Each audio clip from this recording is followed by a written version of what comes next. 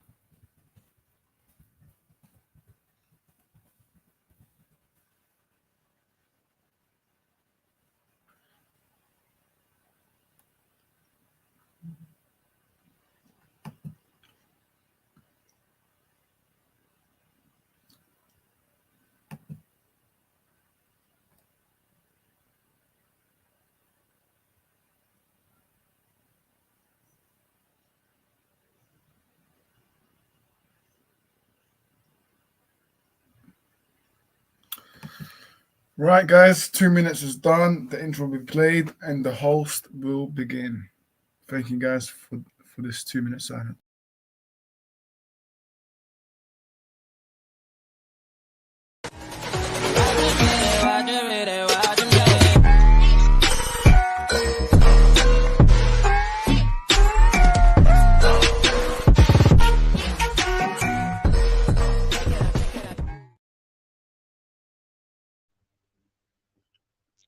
Back to all socks father, and today we'll review two of our further ado. We'll cover things out how it is. Let me just, it should be on the. Whoa, Hardy, your mic.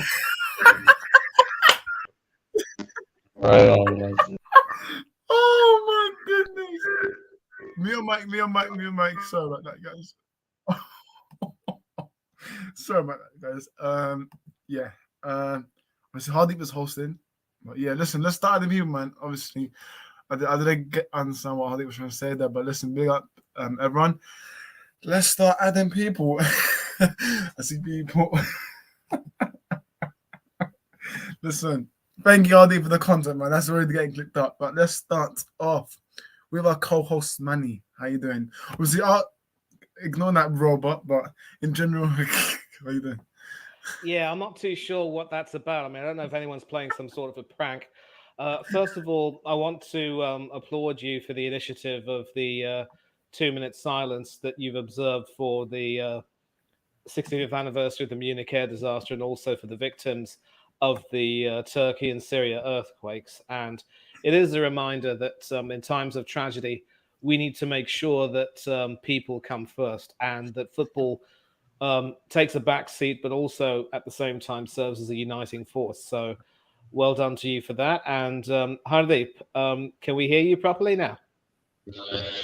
No, we had the work. I'm sorry, I can assure you won't have it again. Yo! Let's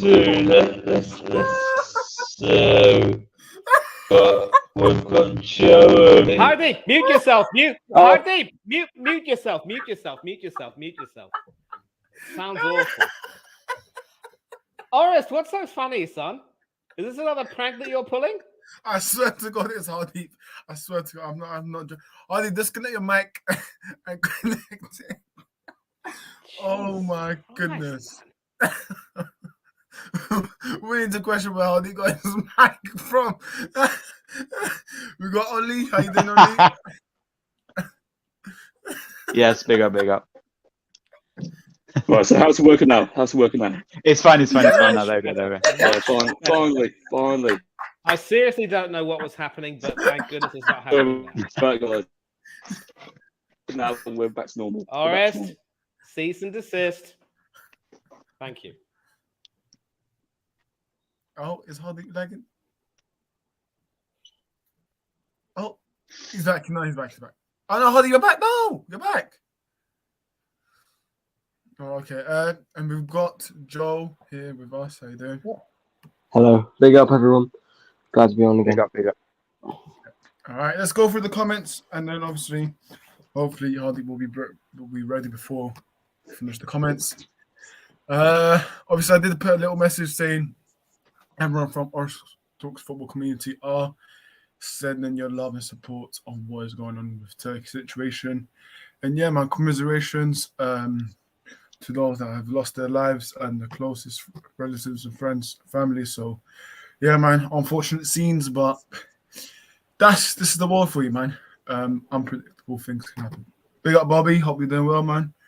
I'm obviously, listen, Spurs got a nice win. So, yeah, Hashim, big up to you, Hashim.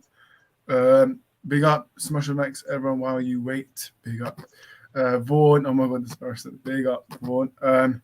Shout out to Atsu, hope they find them safe and well. Yep, 100%. With Vaughan HD, former Chelsea baller. What's happening? Voices band. Listen, is it just me or is this guy talking from 1786 with our war? Is what it is. It's like, he's even got HD in his name. You're gonna let a man talk like that to you? But yeah, man. Obviously, once Hardeep comes back, but yeah, I do have the topics, banners and stuff. So. Yeah, I mean, I don't know why he put Chelsea first. I'm not going to put that first. We're going to talk about this first. He put Chelsea first probably because they played on Friday, so that's probably why he put them first. Yeah, but Everton won. Arsenal, yeah. Wait, what's up with Hardeep? He's supposed to be. Is he? Yeah, I think he left. He's going to join back soon. But yeah, Everton won. Arsenal 0. Oh, Hardeep's back, in fact. No, sorry about that. Again, once again. Yes. Yeah, Hardeep. Yeah, no. You know, Hardeep, there's a wonderful dialogue in South Indian cinema from one of the more venerated actors. I don't know how or when I will arrive, but I will definitely be here. And you have a knack of showing up just in time. Take it away, my good sir. The floor's yours. Right, so thank you, Manny. So hopefully right now you can't see me lagging. So let's start with Ollie. So Chelsea 0, Fulham 0. So what are your thoughts, Ollie? Yeah, so in this game I predicted a 2-1 Chelsea. I just thought, with the transfer business they've done, spending over 200 million, being at home, Fulham aren't the best of teams. They should really be winning this game on paper. But no, I watched the game. I didn't watch all of the game. It was a very boring game. I was expecting goals, Mitrovic playing, Havertz up front for Chelsea. And, Enzo Fernandez had a good debut. Obviously, he got a clean sheet. He didn't, obviously, score a goal or anything, but he had a good debut. Mudryk, on the other hand, didn't have very good full debut. Obviously, subbed off 45 minutes and had 0 of almost everything. Shots on target, chances created, passes completed in the opposition box, and subbed off at halftime. Absolutely awful. But yeah, Chelsea's point of view, they should have been won this game. They're at home. They did well, I think. They were probably the better side. Fulham did have a few chances as well. Mitrovic didn't do much. I was expecting him to hopefully score a goal. And no, yeah, I just didn't really expect this to be a draw. I don't think many people expect. I think Hanno probably predicted the draw. I'm not sure. He didn't think they would win. And yeah, I mean, boring game. It's annoying there wasn't any goals. I would have preferred it to be 1-1 if it was a draw.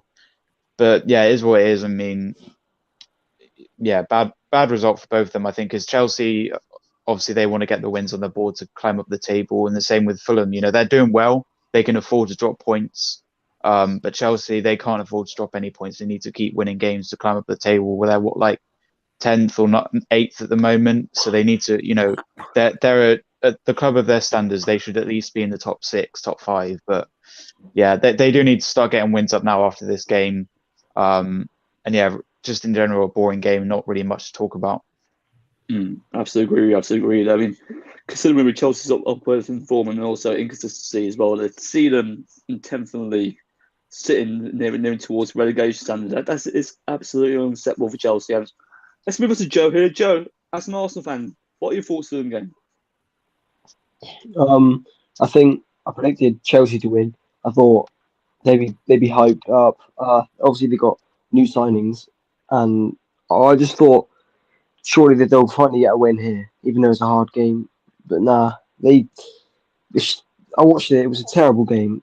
Both sides, they sort of lacked quality in attack. They were both like, I don't know. Neither team really looked like scoring. It was sort of Enzo Fernandez was good, but Modric, he was terrible. It was just a very boring game. I think 0-0 was a fair result. Yeah, I don't know when Chelsea. I keep thinking they're going to start winning games finally, but they're just not winning. So yeah, terrible game. Absolutely agree. Moving on to Manny. So, what are your thoughts on this game? This is actually a consequence, Hardeep, of Chelsea trying to get too many players, once again, effectively trying to buy their way out of trouble. And it's sort of come at a cost at some more, established players who have served the club well being marginalised. And then, of course, when the injured players do come back from injury, how are they going to fit in? Is the chemistry going to be right? I remember predicting a tight 2-1 win, and I thought that maybe Willian could score at his former stomping ground. It didn't materialise. And Fulham, once again, have certainly proven why they are deservedly above Chelsea in the table. You wouldn't imagine Fulham being the better West London team at this point, but that's how it's materialised now. And they're certainly looking good. They're certainly in good contention for Europa League or Conference League place, and certainly that would be a very impressive finish for a team that was tipped by many, including yours truly, to be fighting relegation. They've done quite well. In Chelsea, the problems are continuing, and who's to say that their problems won't end here, if you know what I mean, alluding to some other matters. But Chelsea need to start finding something, and I just wonder. I mean, I can't really feel too much sympathy for Potter, but having to try and pick a squad, never mind a team from that assembly, it won't be easy. Absolutely agree. So let's move on to Ores then. Ores, what are your thoughts on the game? Yeah, 2 points dropped for Chelsea. I mean, listen, all their new signings, man, they're going to have to adjust them. Obviously not now, but it will take time for them to adjust. But yeah, Chelsea are crumbling. As a wise man said, how deep eras come to an end. Chelsea crumbling. We'll touch about City later on. Don't worry, guys. City, little Manchester, is getting talked about. But nah, man. 2 points dropped, but I do have a feeling Chelsea will come back soon, man. They will start winning games, but it's not good that Chelsea drop points.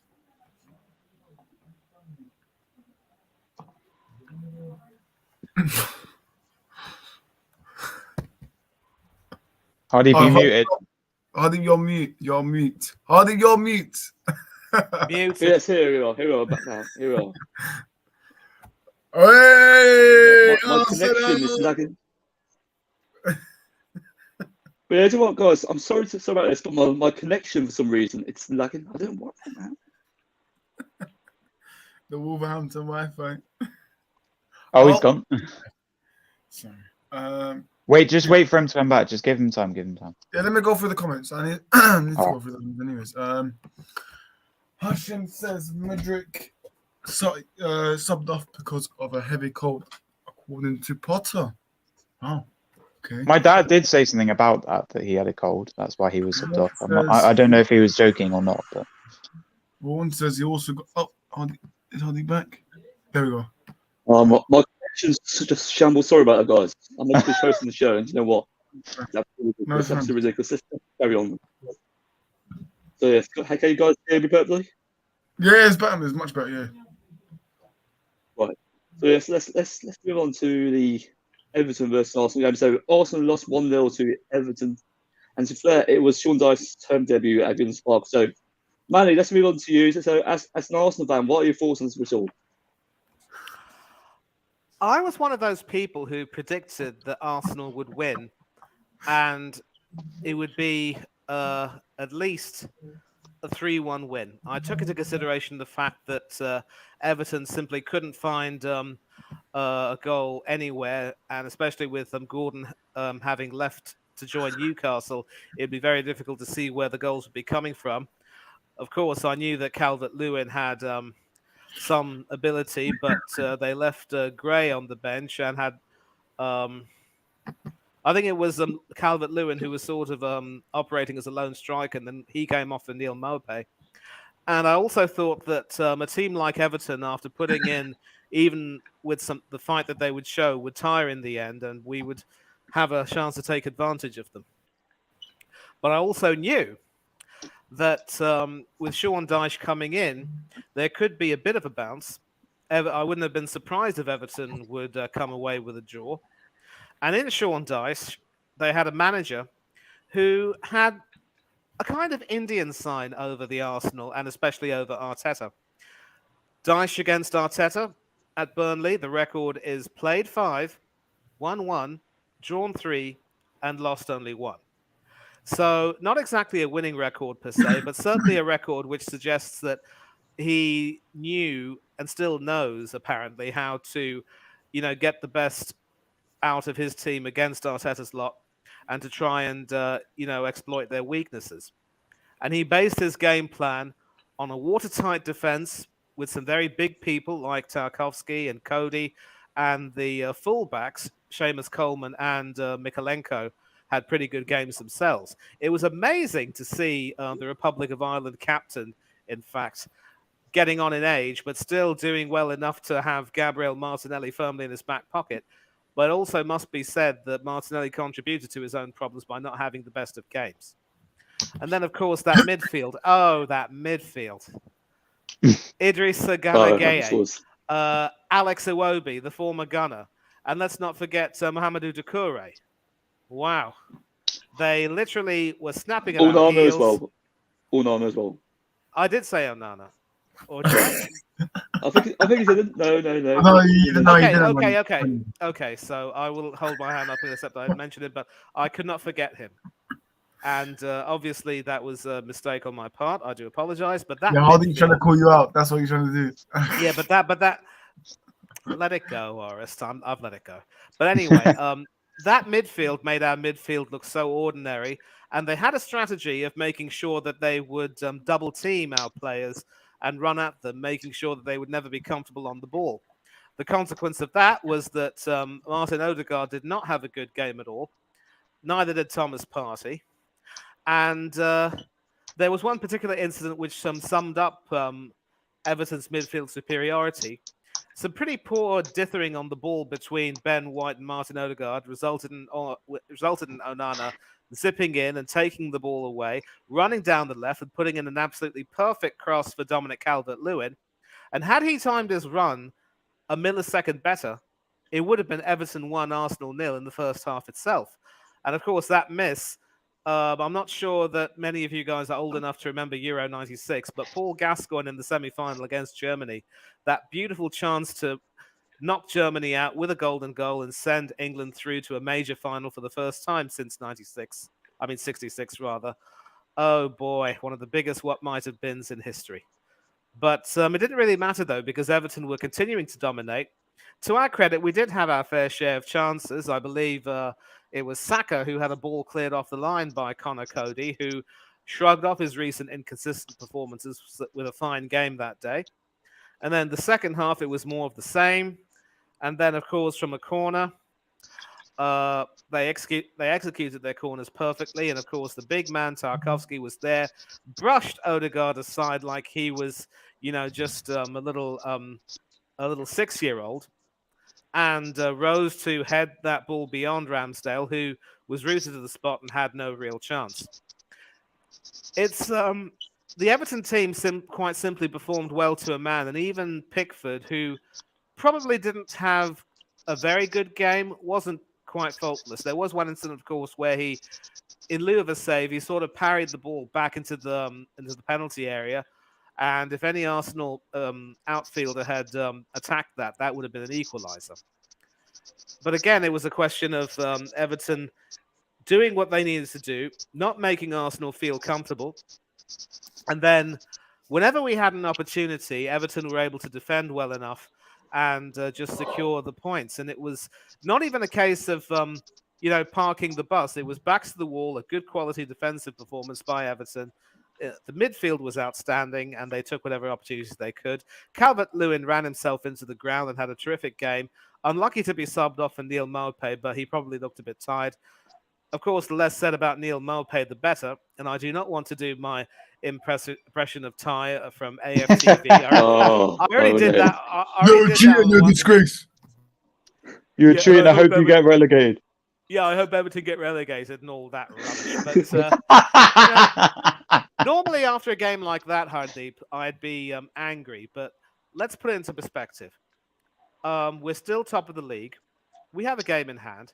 And thanks to our rivals, we're still 5 points clear of Manchester City, and we could be 8 points clear once we play our game in hand. Of course, games in hand won't mean very much unless you can actually play well on the day, but still, we have a lot to be grateful for. But having said that, we must not overlook this performance as an absolutely shambolic performance. Mikel Arteta absolutely got outwitted tactically again. He failed to do his homework against Everton and against Sean Dyche. He knew what he would expect, but still stuck with the same team, which appeared completely all at sea against Everton. It was hard to tell who was the team at the top of the table and who was the team fighting relegation at times. That's how bad we played. But at least if we learn from this and do better against Brentford, we'll be in good shape for when Manchester City come to the Emirates. Otherwise, it could be a repeat of last season. And I do not want that. I know Ollie doesn't want that. I know Joel doesn't want that. None of our Arsenal supporting brethren want that. So, Arteta, pull your socks up, son. You got some work to do. You know what? Arteta, you've got to listen to man. I mean, tactically, he's much more knowledgeable than you. So let's move on to Joe. So Joe, I mean, with regards to this game, even though losing to Everton can be really, really damn a result, what exactly are your thoughts on this game tactically? I think some fans are overreacting. I think it's a terrible. Obviously, Everton deserved the win. They probably deserved to win by more. Could have been 2-3-0.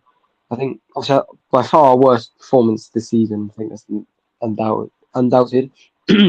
But I think we got to bounce back against Brentford. I think this is and those teams that win the league. They have shock results against the lower sides. So I don't think there's anything to worry about. But we just got to be thankful for Tottenham beating Man City. But I think Everton they obviously set up to be very physical because whenever Odegaard, Saka, Martinelli got the ball, they'd be straight on them. They were in on them from early on, roughing them up. It's kind of like one of those days where you just knew we weren't going to score. We didn't really look like scoring because Odegaard, terrible games. They all just had a bit of a shocker. I think Sean Dyche is a horrible manager to play against because he sets them up to be really strong and physical. And it's a terrible result, but we just got to bounce back next week against Brentford. So yeah, we're lucky for Tottenham. I absolutely agree. Absolutely agree. Let's move on to Ollie. So Ollie, I mean, even though losing to Everton might be really underwhelming, what are your thoughts on this game? Yeah, Disson report Ollie? result. Hello, can you hear me? Yeah. Yeah.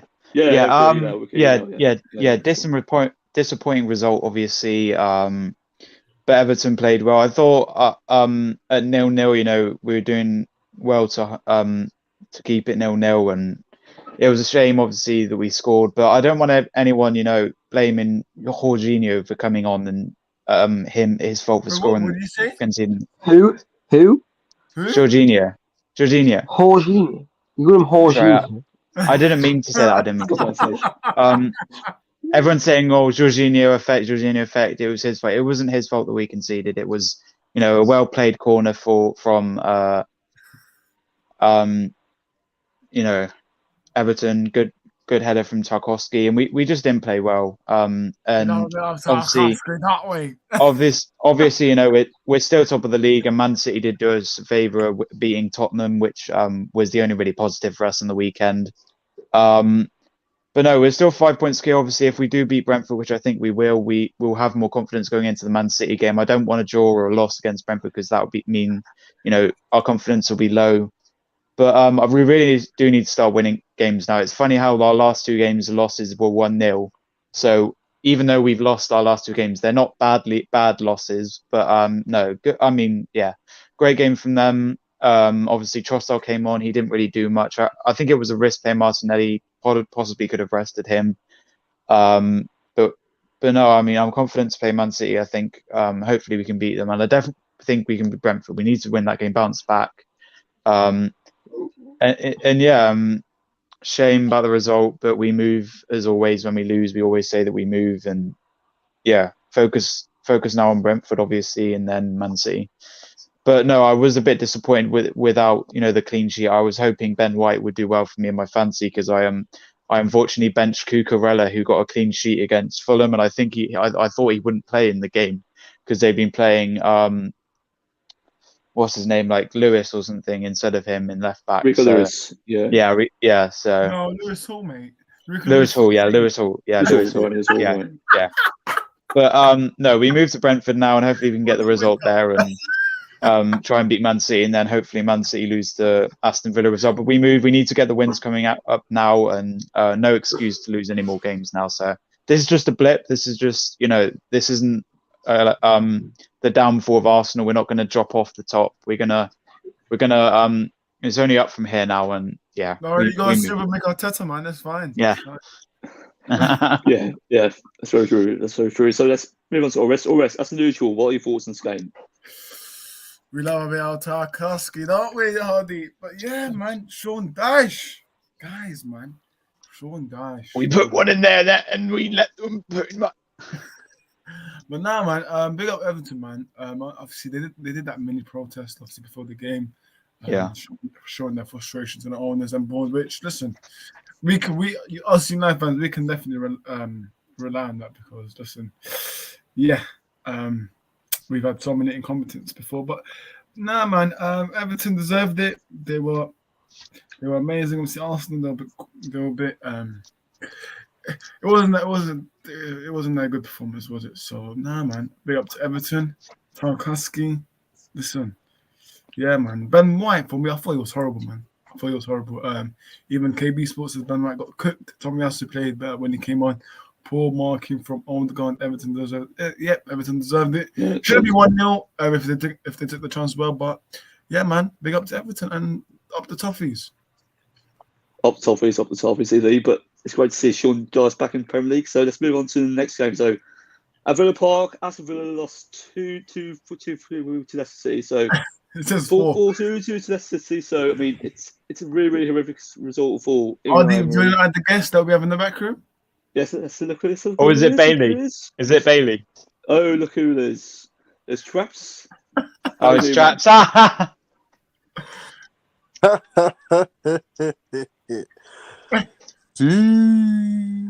Chaps, I'm still crying from what you put in your story. Why? No, I'm joking. Good evening, everyone. Good evening, Traps. Good evening. It's nice to see everyone, man. How are you all doing? All good. All good, son. All good. Thanks for good, coming along. How are you? Oh, Oh. Oh. oh no, he's back. He's back. He's back. I'm back. All right, he's back. All right, there you are. For Hardik transferred his Wi-Fi to his, man. No, he's back. But So, yeah, man. What's been going on lately? Oh, Yeah. it's the Traps. Oh, there it is. So yes, There it Traps, is. let's go to Oh. you. Let's go There to it you. is. Let's go to you. Let's go to you. No, first before we move no, on. don't. What are your thoughts on the game, though? What are your thoughts on the Arsenal loss against Everton? So, what's your perspective as the issue at Arsenal? Who, me? Yeah. What are your thoughts? What are your thoughts? What are your thoughts? Give me your thoughts on the game. Listen, yeah, Sean Dyche, what a sensational manager he is, yeah? He is the new Sam Allardyce. He knows what to do. When your team's in trouble, he knows what to do. He turned over the league leaders with a outstanding performance, yeah? I've heard Sean Dyche anti-football, I've heard Brexit ball, I've heard low block. They played them off the park. Odegaard was in the middle of the park looking like John Joe Shelby, mate. Yeah? Yeah? He was looking like John Joe Shelby. Yeah? I don't know what was going on. They've got no excuse. They had options. Martinelli got rattled by Seamus Coleman, yeah, and he didn't want nothing after that, yeah. He was done, yeah. They should have took him off from like the 28th minute, yeah, and put Trossard straight on because he was finished after about 20 minutes, yeah. The only saving grace Arsenal have is that they didn't get beat like 3-4-0, yeah. They've lost 2 on the bounce now, yeah, and it's Apple Not in the league, time. Way!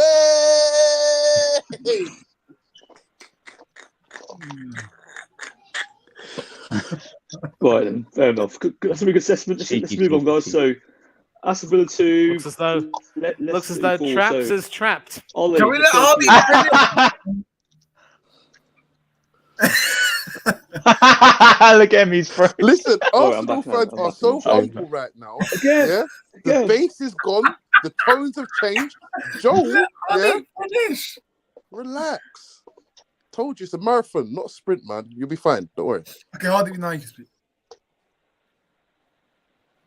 Right then, let's move on. So yes, Aston Villa 2, Leicester City 4. So what an intriguing game at Villa Park.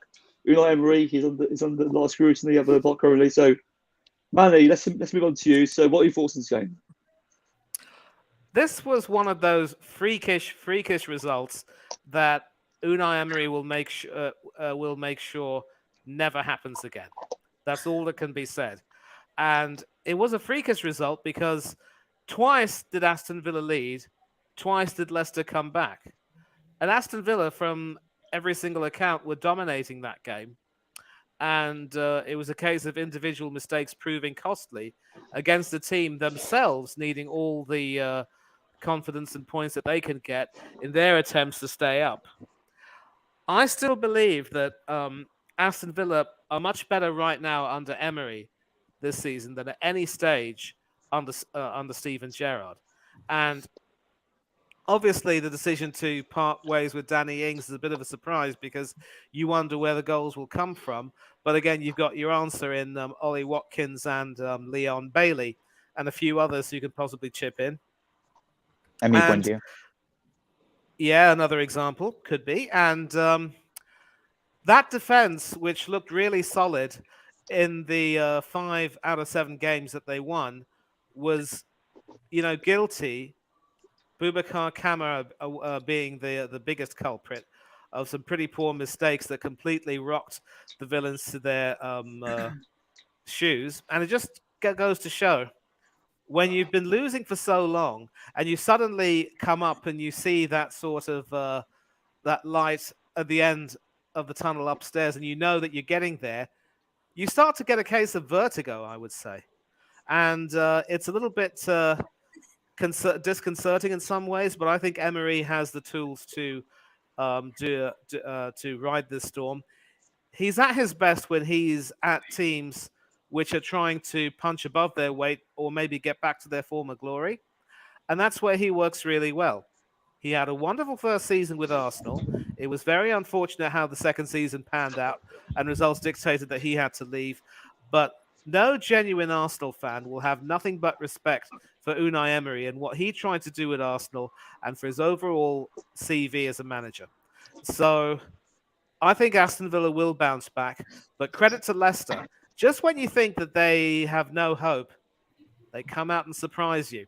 And we've got to play them after Manchester City. We've got to play Aston Villa fuck. and Leicester. Sorry. You okay, Ollie, mate? Yeah, I bit my tongue. Ollie, you're getting clipped, man. No. Yeah, so Yeah, Thanks we've to got two Hardy. down. There's so many content. For Thanks to sure. Hardy. For sure. yeah, Oh, sure. so we've got to play both of these teams after Manchester City, and from this indication, we can't take either of these teams for granted. I think Aston Villa will be fine, and Leicester will definitely stay up. They're not getting relegated. There are far too many teams that are even worse than them at the moment. So Brendan Rodgers is a lucky fella, but he also knows how to pull out results like rabbits from a hat. Yeah, but didn't their chairman absorb all their debt or something? You mean the Leicester chairman? Yeah, the Leicester chairman. Yeah. It could I be believe so. the case. Yeah. It could be Apparently, the he's case, absorbed yes. all the debt. So apparently, so obviously, I think Sorry. they're gonna be able to have they're gonna have some kind of spends in the summer. Hashim, we're not going to put that comment up. I know you're trying to provide us some news, but I do not. I really don't. I don't think United fans have the time to be obviously talking about him. So we all saw that today from Nike, that statement, but obviously. Oh right, yeah. We'll We're not see. going to read that out. Was it the No, full no, judgment? no. Oh, I don't know what happened to Oli. Oh, Was it where the you full go? judgment? It was John back. I think it's connection issues, but Yeah, obviously we'll wait for the full judgment on him. But listen, I don't want him back. Simple as that. But yeah. yeah. But I've said what I want to say about the Villa Leicester game. Anyone else want to chime in? Right, so Yeah. Traps, Traps, you? Do you want to go first, Traps? I mean, it was trash versus garbage, to be honest.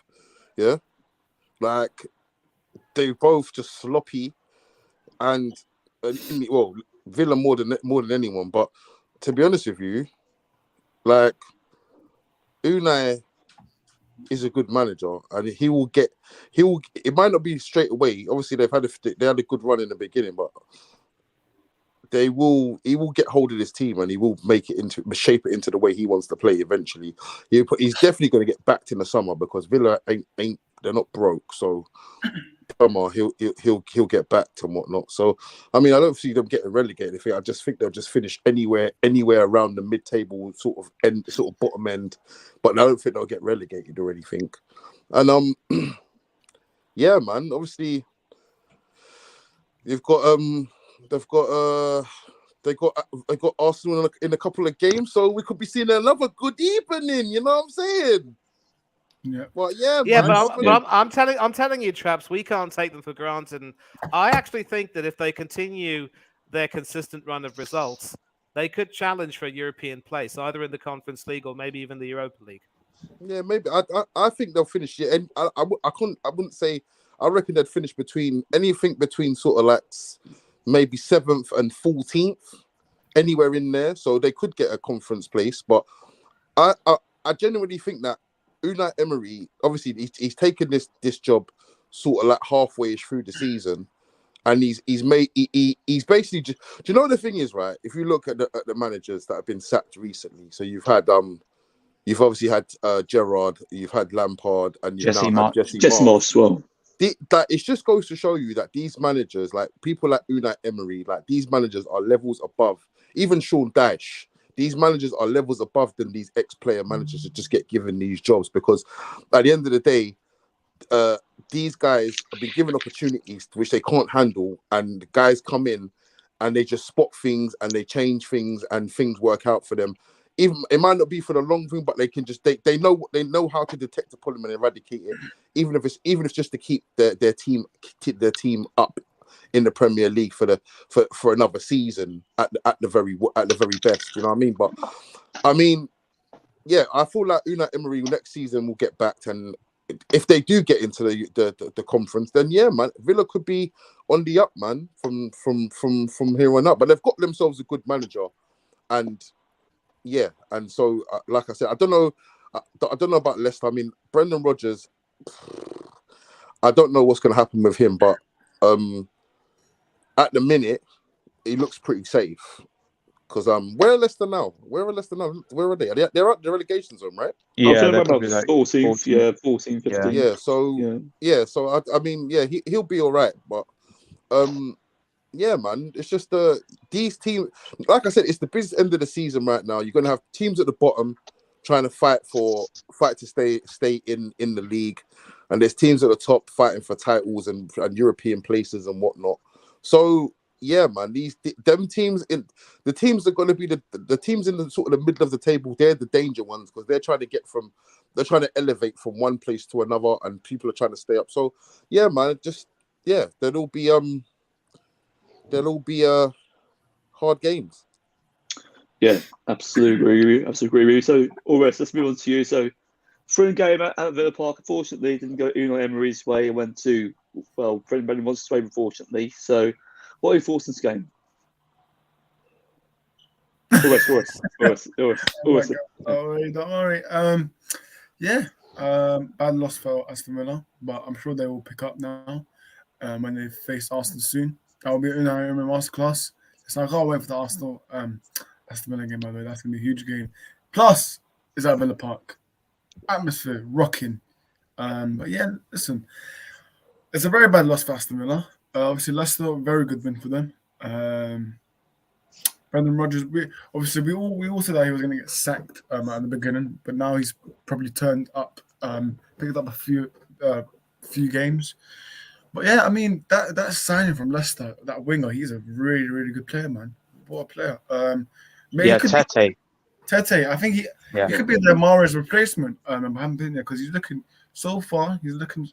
incredible. But listen, there's a good one for Leicester, but I'm sure Aston Villa will pick up, man. With Emery, we'll just tell them to work up. But yeah, man. That's agree. So let's move on to Joe. Joe, what are your thoughts on this game? I watched not much today. I think Leicester, they obviously did the terrible this season, but this is a game for them. Good win. Something that I did not see happening. Aston Villa, the only team that have picked up more points than them since Emery's Arsenal. So I mean, I thought they would. I thought they would quite confidently beat Leicester here, but no. I think what was I going to say? Leicester, they might be able to. This win here might sort of what's the word? It might be able to. I forgot the word, but hopefully Leicester can start winning more now because I don't consistency. Consistency. Yeah, they need to keep consistent now. I think Aston Villa is a setback, but I think they're still on for Europe. And if they can get Conference League this season, or even Europa League, but I'd say Conference League right now, that'll be a huge for them. So, surprising result. Something I didn't see happening, but yeah. That's agree. So let's move on to Ollie. Ollie, what are your thoughts on this game? Yeah. I mean, it's been a lot of shock results this weekend. Another game I predicted an Aston Villa win. There's been obviously, the Chelsea game, everyone expected a Chelsea win. It was a 0-0. The Arsenal game, Everton won. And now this, it's a very shocking result. I thought Aston Villa would win 2-1. I thought maybe, goals from Ollie Watkins and someone else. And yeah, I thought Leicester would score, but I didn't know they'd score 4. I didn't know they would do this well. Not very good from Aston Villa. I didn't watch the game. I don't know if it was on telly or not, but if it was, I didn't watch it anyway. But yeah, good win for Leicester. Obviously, they didn't start the season off well, and they seem to be bouncing back now, getting the wins, climbing up the table. I do think the aim for Leicester is probably to survive and see how high they can get up. They could possibly go for a top 10 finish. And with Aston Villa, obviously, they're mid-table at the moment, but I think they're aiming for Conference League, Europa League, possibly. But no, I mean, shocking result. Obviously, Bailey's hiding. I don't know where he is. Maybe he's got an excuse. But Leon Bailey? No, Bailey. He's a new guy on the stream. He's an Aston Villa fan. He's probably in Mikalenko's pocket with Saka. Yeah. But no, Unai Emery's a great manager, and I'm sure they'll bounce back in their next game. Or actually, no, they've got Man City, but I mean, yeah, they've got some tough games coming up, Aston Villa, so it's going to be hard for them to bounce back. They've got Arsenal, Man City coming up, so whether they bounce back if they have any more easier games. But yeah, not good result for Aston Villa, but great result for Leicester, and very shocking. Obviously, a lot of people predicting Aston Villa win, so yeah, a bit of a shock result. But congratulations, Leicester, good win for you guys, and yeah.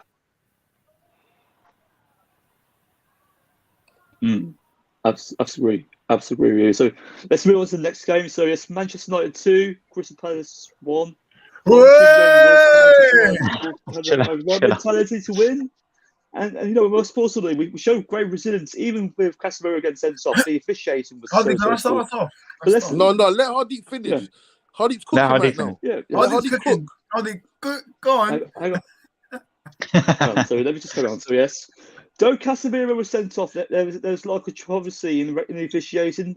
Andrew Mariner, what an incompetent referee. I mean, he should have reviewed it's absolutely shambles officiating, but overall, an excellent victory. We feel defensively excellent.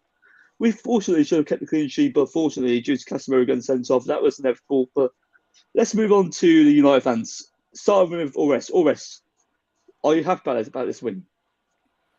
Listen, I'm happy, but listen, Andrew Mariner, listen, we need to do a fundraise and try and get 100,000 signed, try and ban him from United games, because this guy is an absolute joke. I'm not these fans. No, I never come out and complain the refs, but this match I had to, because it pissed me off. Sabitzer, when he came on, made a great challenge, yeah? Just because, listen, every time a Palace player went on the floor, foul given. A foul given every time. Listen, for the Casemiro thing, it's a red card. But that Jordan Ayew, this thing, it's the same incident. But when VAR called them to check the monitor, they gave him only one incident, which that for me is unfair. It's unfair if you're looking at one incident. That's why Tottenham was furious with the referee. But listen, for me, 3 points. Casemiro, obviously big loss, but listen, we've got people forgetting Sabitzer played the number 6 role at Leipzig and did a superb job. Why can't he do that? But listen, my boy Rashford. I'm joking. Rashford just getting the goals. Bruno, good penalty. But yeah, man, nice win. We move on to Leeds. Chris Armas, we meet again. But yeah, man, good win. 10 hours for the Army. Hang on a minute. 13 wins at Old Trafford. That's the broken record. Broken record, Traps. But yeah, go on, Traps. Go on, do the Rashford celebration. Just do it. I'll do it. Go on, I'll do it. It's not the Rashford celebration. Is it his middle finger he does it with, or that one? No, obviously. No. That's a midfield. No. Traps, what's your thoughts, man? My thoughts is we was up cruising. If it was going well,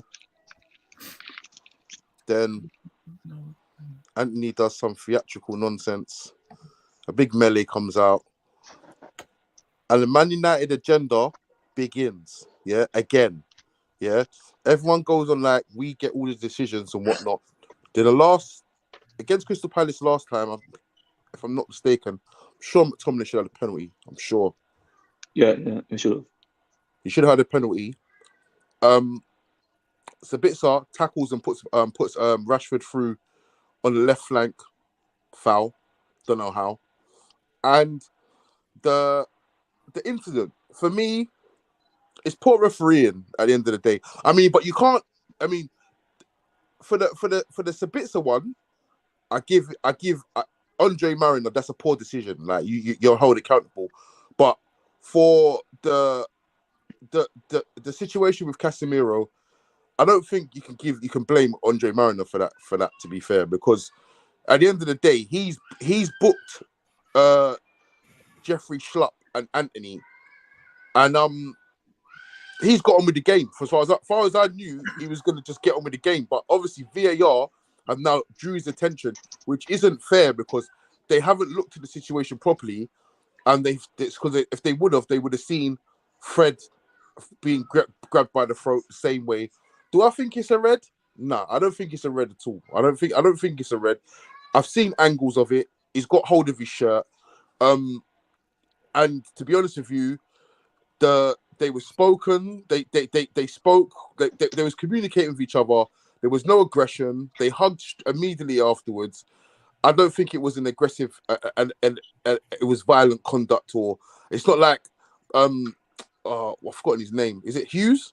Yeah, Hughes. Yes, well, Yeah, it's not like Hughes has ended up on the floor, play acting, saying that he tried to choke me. Like, it was not that situation. It was just like Will Hughes just ran at him. He's put his arms around his thingy, and then they've soon sort of squashed it. So for me, it ruined the game. And obviously, should Casemiro appeal it? I mean, I said it on my show today. I think he should, because the people think that you get, for a frivolous appeal, you get a 4-match ban for, and frivolous just means you're just appealing it for the sake of it. I think that there's serious grounds to appeal it. One being that, how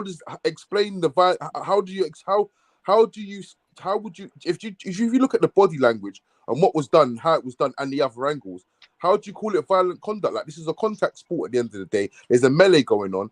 He hasn't, like, whether he's grabbed him by the throat, if he lost his temper, he could have kicked him, he could have headbutted him. There's a lot of things he could have done. He's literally grabbed his shirt, but in the neck area, he hasn't choked him like people. Like, it looks bad, but it's not as bad as the situation, like, as people made out. But to be honest with you, 3-match ban. We've got Leeds and Leicester. We should be able to handle them without Casemiro. So, to be honest with you, he could probably do with the rest. You know what I mean? Come back fresh. Obviously, if we collect the 9 points that I expect us to collect, he's got Barca in between. Then he's got the cup final. Yeah. He'll be fresh for the cup final. Be raring to go. So it might not even be a bad thing. You know what I mean? Casemiro probably deserves some rest right now.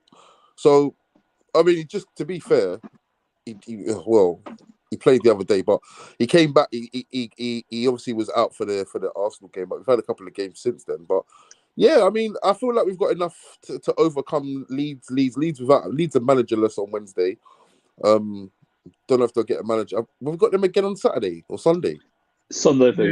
Yeah, so I don't know if they'll get a manager in by Sunday, but whether they do or not, you know what I mean? You got the new manager bounce and whatnot. But I just think that we at this present moment in time, how we've been playing our football, I feel like we'll have too much for Leeds and Leicester in the next week or so. So yeah, it's literally one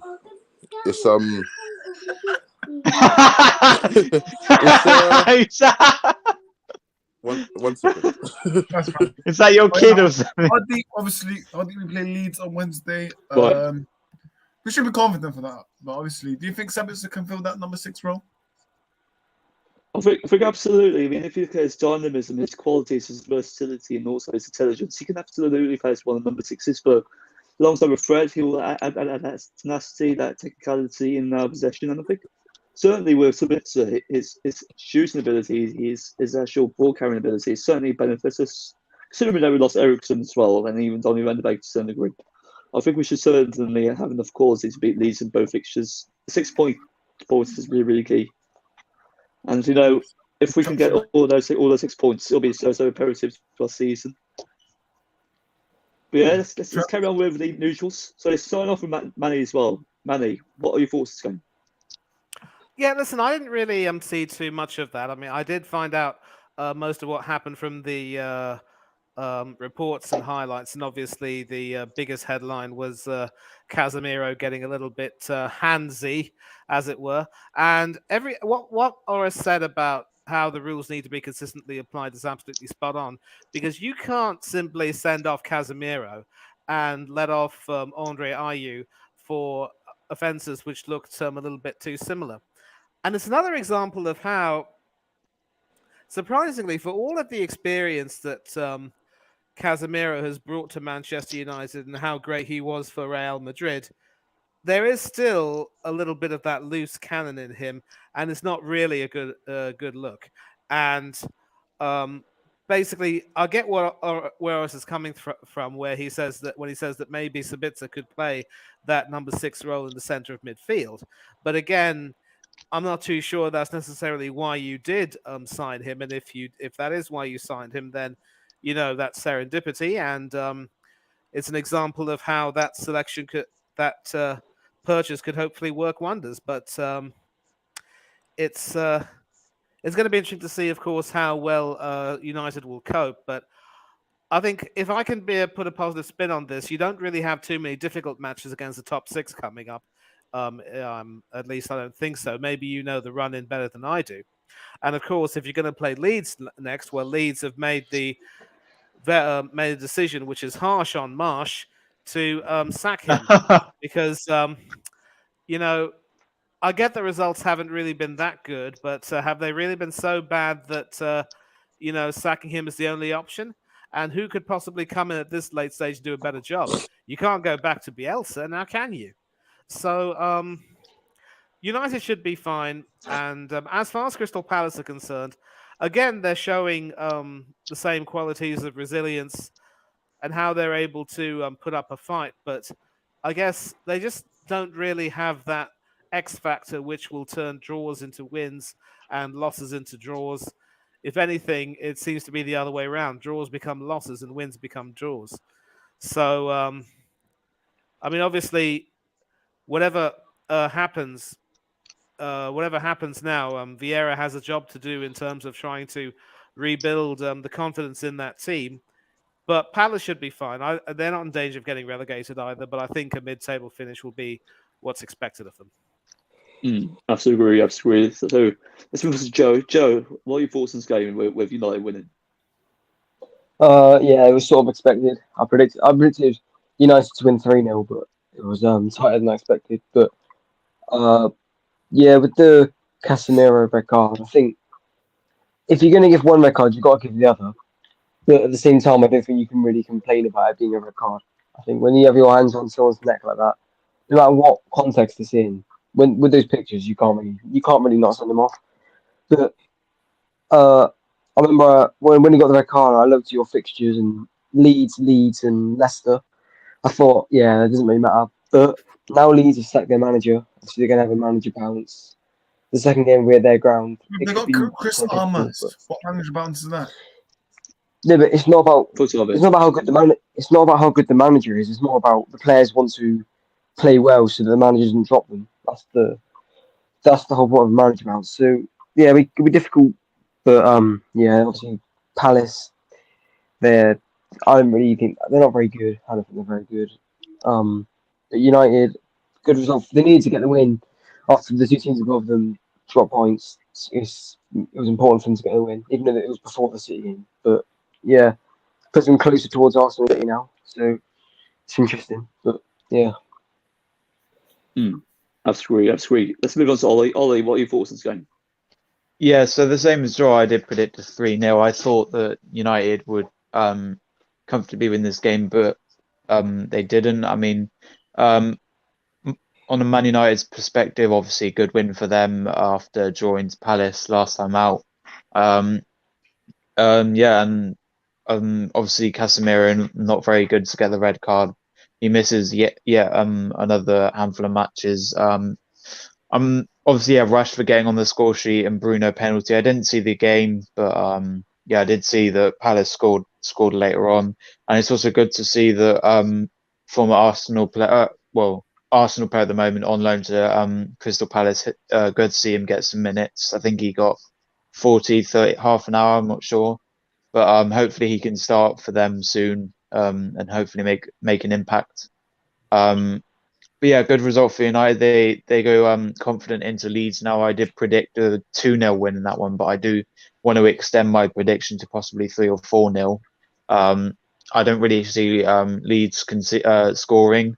Man United have got a very good record at Old Trafford, and I don't see it being thrown away against Leeds. I think the only time you'd probably be hard at home is if you haven't played Newcastle at home there. I think you probably have, but yeah, I think you'll easily beat Leeds, Leicester as well coming up. So it's looking good. Obviously, hopefully you can catch up with City soon and possibly be in the title race. But for now, you want to focus on being third, being above Newcastle, and then taking it game by game and possibly moving up, possibly into second, not into first. You won't get into first for a while, and you probably won't this season. But you could possibly get a highest position of first, second.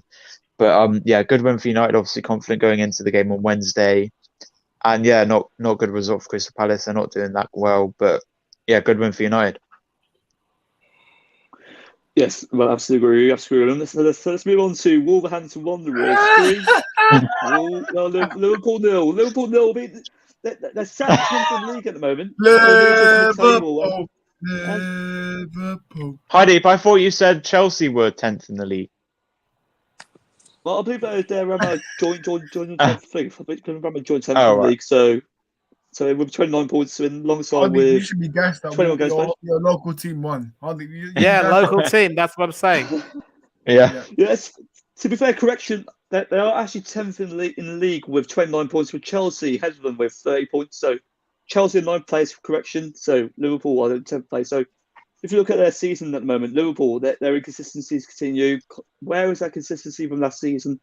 That remains to be seen, because if you look at logically right now, that their midfield, it's absolutely depleted. That their squad's on decline. They need investment immediately in and out of the club as well. So yeah, I think for Liverpool, it's certainly a backdrop to reality for them, and I think certainly from their perspective, for Wolves as well. Wolves are on the up. Liverpool are regressing. So let's move on to Ores first. Ores, what are your thoughts on this game? Wolves winning 3-0 against Liverpool. Yeah, man. Listen, Liverpool's thinking out. Famous quote, an era's coming to an end. People honestly laughing, saying, "Oh, what's Tenel talking about? He's talking nonsense." Well, you're not laughing now, are you? Says man. You all laughed at me. Listen, yeah, Liverpool's thinking up, man. Cody Gakpo. We never wanted him at United, so yeah, we never wanted him. But no, I don't want him. No, I'm joking, but no. But yeah, they have so many issues, man. Midfield flipping, oh man. I think they've got a worse midfield than us. I think, obviously, compared to last season, we have probably the worst midfield in Man United's history, in my opinion, because last season was an absolute disgrace. So Liverpool, their issues is with midfield. Salah, where has he been? All he's been doing is taking pictures at Christmas and stuff like that. Yeah. So that's what I was doing. And what's Cody Gakpo? Who's that, man? Who's Cody Gakpo? And also their defense is atrocious. Joe Matip, Joe Gomez, Trent. What's going on? Virgil. For me, I honestly think Pep Linders is doing something. I'm going to make a statement. I think Pep Linders, he's been taken in charge for this Liverpool team, because I see him more on the touchline than Klopp. I know that's nothing. It might be a bit irrelevant, but I think Pep Linders, he's the one that does the team talks and stuff, because the way I look at this playing style, it's totally different, man. Because last season, obviously, look at Liverpool. Obviously, the way they played last season to this season, I don't think that's Klopp's football, man. But listen, for me, I think they should still sack Klopp. I think this time's coming to an end, man. So the seventh season curse still on. So maybe they need to get new. Listen, we all want them to get Steven Gerrard. Come on, he will be a great option, man. Get Steven Gerrard, and yeah, man. If you're gonna get top 10, then get Steven Gerrard. But you never know. Liverpool could get someone unsurprising. But no, I'm loving this. But fair play to Wolverhampton, man. We have to give them credit. Ruben Neves, listen, mate, you need to pat down, mate. Obviously saying this is my celebrate. Just chill out, Ruben Neves, man. Listen, that's Hardy's biggest fan out there, man. Ruben Neves. I do seemingly recall that he got the celebration first back in the Championship prior Wolves qualification to the Premier League spot. When he scored one of his free kicks in the Championship, he actually used that celebration as a trademark. I was alongside with Casemiro. I was so, undoubtedly. But let's move on. But you know what? Yeah, absolutely. Big up to Wolves. So, I mean, they're only up under Lopetegui. What an excellent manager. Though he failed Real Madrid, he had a really good trajectory at Sevilla. What a fantastic manager. So move on. Let's move on to Manny. So what are your thoughts on the game, Manny? I mean, Liverpool are on decline now. So what, in your perspective, is the issue of Liverpool, and what do you think about this result? The worst part about Liverpool's struggles this season is that it would be so simplistic to just put them at the feet of Sadio Mane leaving for Bayern Munich. I just think it's a question of things not being right, and there are several underlying issues in the team which have yet to be solved. Who's going to replace James Milner and Jordan Henderson? Both of these guys are on their last legs at the club. Maybe Henderson could continue for one more season, but Henderson's international career is definitely over. Certainly had an Indian summer with the World Cup in Qatar, playing ahead of Calvin Phillips, who never should have been taken. But I think with those two people on their last legs, who's going to replace them? Liverpool could have done a good service by trying to bring Jude Bellingham in, because he would have been the natural successor to Henderson, but that didn't materialize. And you're bringing in someone like Gakpo, who also started the World Cup for the Netherlands. What is his role? You need to strengthen your midfield. You need to improve your defense. And Klopp's stubbornness in trying to play Joe Gomez as a centre-back, when clearly his more preferred position would be a right-back, that is what's going to hurt him. And when you see these managers, no matter who they are, when they've been at the club too long, when they think that they can just make any silly decision regarding the roster without fear of what would happen, you know that they're starting to lose the plot, and a fresh start is required. Now, a club like Liverpool, if you were to sack Klopp, what type of suitors would you attract? Are there any really good managers available right now who'd be willing to, abandon everything to take up the job at Liverpool? Enrique? Zidane? No to Zidane. No to Zinedine Zidane. He can't speak a word of English, and I don't think there are too many French players who could help him out. Maybe there are one or two, if I could be wrong. No to Luis Enrique. He flopped miserably with Spain, and his style of management would not be suited to Liverpool. Tuchel, it's a thought. Same nationality as Klopp, same school of thought. The only problem is, would Liverpool want to go back to that same thing after 7 years with Klopp? I think what they will do is stick with Klopp till the end of the season, and then give him a golden handshake, because there's nothing more humiliating for a manager than to be asked to leave before the end of the season, before the job is complete. For what he's done for Liverpool, I think he deserves the courtesy of being allowed to stay until the end of the season and then be sent on his way. It's what Arsenal did with Arsene Wenger, and I think it's what Liverpool need to do with Klopp to at least maintain that level of respect. And the new manager who can then come in will have full reign to completely clear out the dead wood in that Liverpool team and try and build a new team. If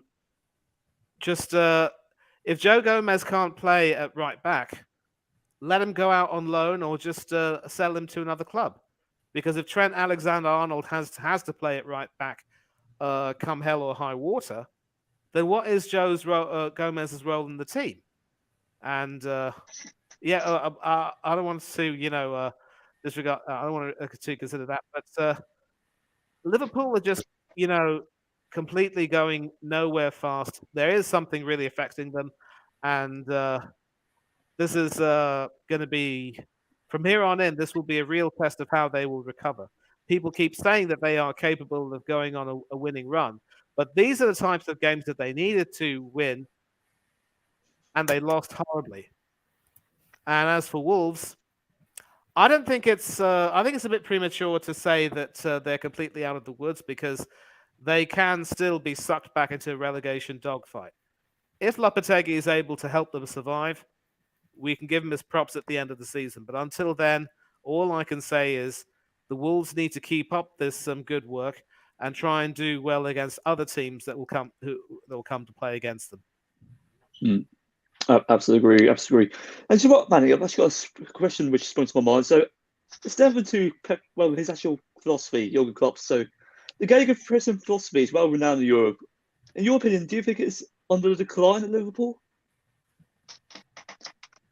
What's on the decline? The philosophy or The philosophy of Jurgen Klopp's, the Gegenpressing philosophy, do you think it's outdated at the moment? I wouldn't go so far to say that it's outdated, Hudley, because we've seen that philosophy bring about plenty of dividends in terms of good results for the club year in and year out. So one season where things have gone belly up will not be enough to say that it's completely in decline. It's just a question of how the managers are able to employ the personnel at hand. And we will be talking about the Manchester City-Tottenham game. And once again, well done to Tottenham for proving that they are definitely Guardiola's bogey team. And it's a question of how sometimes some stupid tactical decisions can end up backfiring on you very badly. And some of the decisions that Klopp has had to make with the personnel he has, I get that he's been hamstrung with injuries, but then there are some decisions that would be are a little bit bizarre. So it isn't so much the philosophy that's dead. It's just that he doesn't seem to have the players he wants to be able to play that system effectively. But it certainly wouldn't help him to try and wouldn't be of any harm to him, rather, to try and consider a plan B if things don't go wrong. And the problem with some of these managers is that because they're so entrenched and committed to their philosophy, the thought of them trying to use a plan B is almost an anathema to them. I wouldn't say it's on the decline. They just need to have some better personnel. But in Liverpool's case, I think the problems are a lot more deep-seated, and I think Klopp will probably leave at the end of the season. Absolutely agree. Absolutely agree. Ollie, let's move on to you. So, Wolves 3, Liverpool 0. What are your thoughts? Yeah, obviously another score prediction I've got wrong. Liverpool, honestly, someone in my college today, he's a Liverpool fan. He said a crazy stat that Liverpool haven't won since December, which is quite shocking. So yeah, another defeat. They need to honestly. Long may it continue. Yeah, long may it will continue, and they need to pull the wins out of somewhere. Honestly, like they go from doing well last season to being a mid-table team, which is weird. But I think they should give Klopp time. I think if they don't make Europe, Klopp might have to go. But people shouldn't be saying Klopp out just yet. I think it's a bit too early. They're just having a bad patch at the moment. I'm sure they will, climb up the table, but I don't think they'll get top 4 this season. I think at best they'll probably get Conference League 7th, 8th, but they won't get into the top 4 at any point. The top 4, it isn't decided yet, but most of the teams in the top 4 probably won't drop off or anything for Liverpool to come into it. But yeah, I mean, Wolves did a very good result for them. Not sure where they are on the table, but I think they'll definitely stay up this season. And yeah, I don't know who scored, but yeah, good result for Wolves. And yeah, Liverpool, man, they're honestly doing awful. Salah hasn't been doing well. Cody Gakpo hasn't been doing well. Their defense is awful. Trent's been rubbish. Van Dijk hasn't really been playing. Robertson's been bad, and their midfield as well. So, yeah, I mean, I don't know whether long may this continue for Liverpool, but they do need to start, waking up and get these wins on the board. As I said, they haven't won since December, which is a very shocking stat. So they do need to get the wins on the board. When that will come, I don't know, but we'll have to wait and see. And yeah, Liverpool in the mud. And also, don't forget that they've also got Real Madrid coming up as well. Real Madrid. Yeah. That's going to be tough for them. If they can't beat Wolves, how are they going to beat them? Oh, exactly. If you look at Real Madrid's midfield with the likes of Tchouaméni, Cruz, Valverde as well, Camavinga, Modric, what an outstanding midfield! How can Liverpool fare with that? That is unlikely, absolutely likely. But you know what? Let's move on. They're not winning Champions League. Yeah, absolutely. I mean, the thing is with Liverpool that they aren't going to win anything this season. I mean, they've only got top 4 potentially, which is virtually impossible, and possibly the Champions League. But if they win the Champions League, that'll be miraculous, absolutely miraculous. But let's move on to the Brentford versus Southampton game. So, Brentford 0. Brentford 3. Southampton 0. So Oh, he's been drinking too much. so yeah. Let's just delve into this. Let's just delve into this. So great result for Brentford as well. I mean, their consistency is continuing and they're on an unbeaten run. So all rest. Let's move on to you. So with Brentford's 3-0 win, do you find it really resounding for them, and do you think it can maintain more consistency for them? Yeah, good win for them. Very, very good win for Brentford and Thomas Frank. But Brentford, they've been very good this season. Obviously, they beat City in their own ground. So listen, Brentford, they've been doing very good, and I expect them to get a result against Arsenal next week as well. So listen, yeah. Southampton, oh my goodness. I mean, we've seen it obviously with their fans, they're furious with Nathan Jones. And fairly so because listen, other than beating City in the Carabao Cup final, what sorry, not Carabao Cup quarterfinals. What's Nathan Jones done for the Southampton? So listen, however, who are they gonna get if they sack him? That's the thing, because there's not. I don't know who would come. Marcel Bielsa probably, but I don't think the job was too big for him as well. Listen, Mr. Bucket Man himself, man, he loves sitting down on his little buckets. But listen, but yeah, listen, Brentford, they're very good, man. I love watching Brentford. They play fantastic football.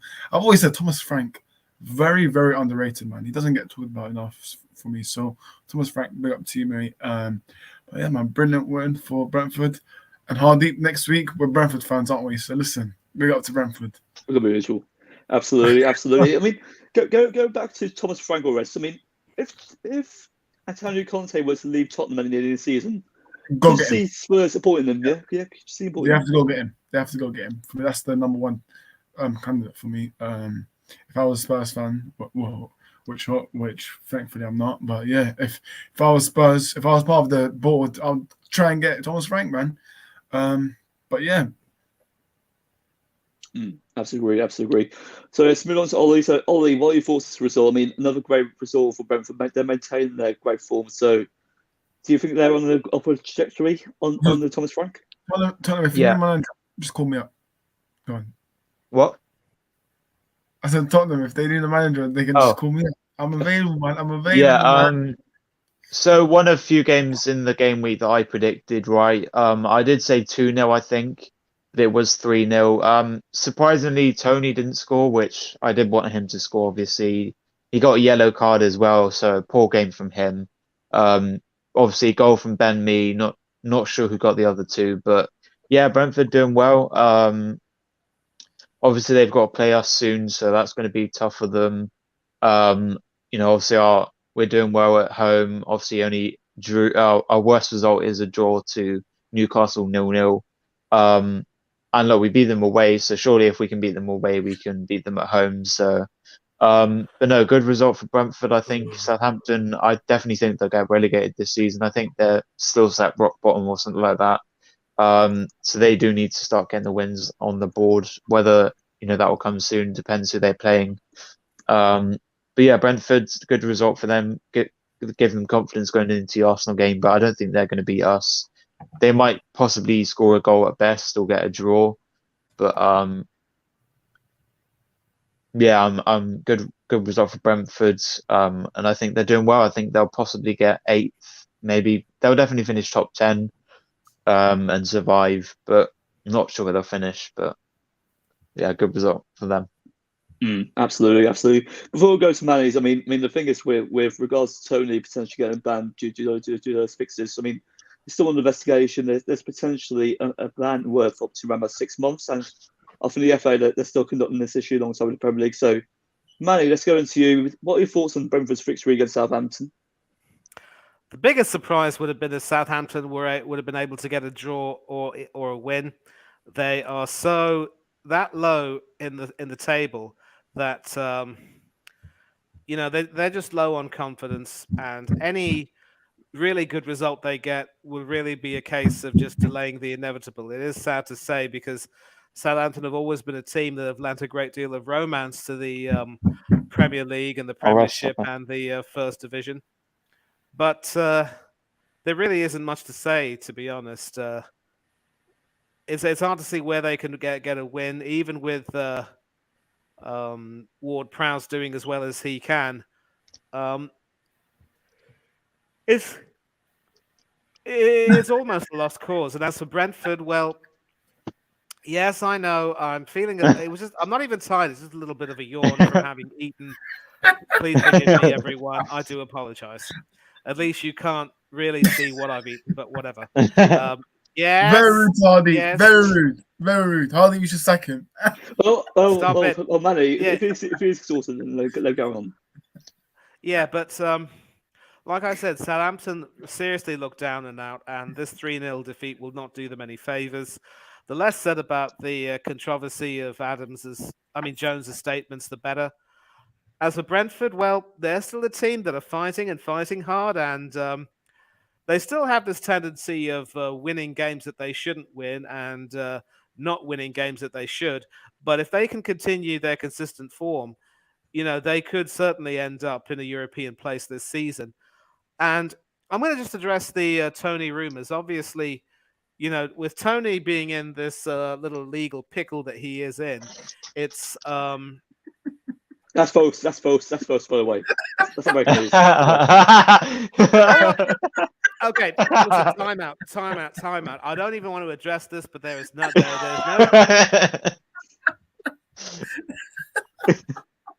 All right, let's move on. But Manny, carry on. Sorry about Thank you. Now, so there's no reason why Brentford can't finish as high as they possibly can, the top half of the table, challenge for some European places themselves.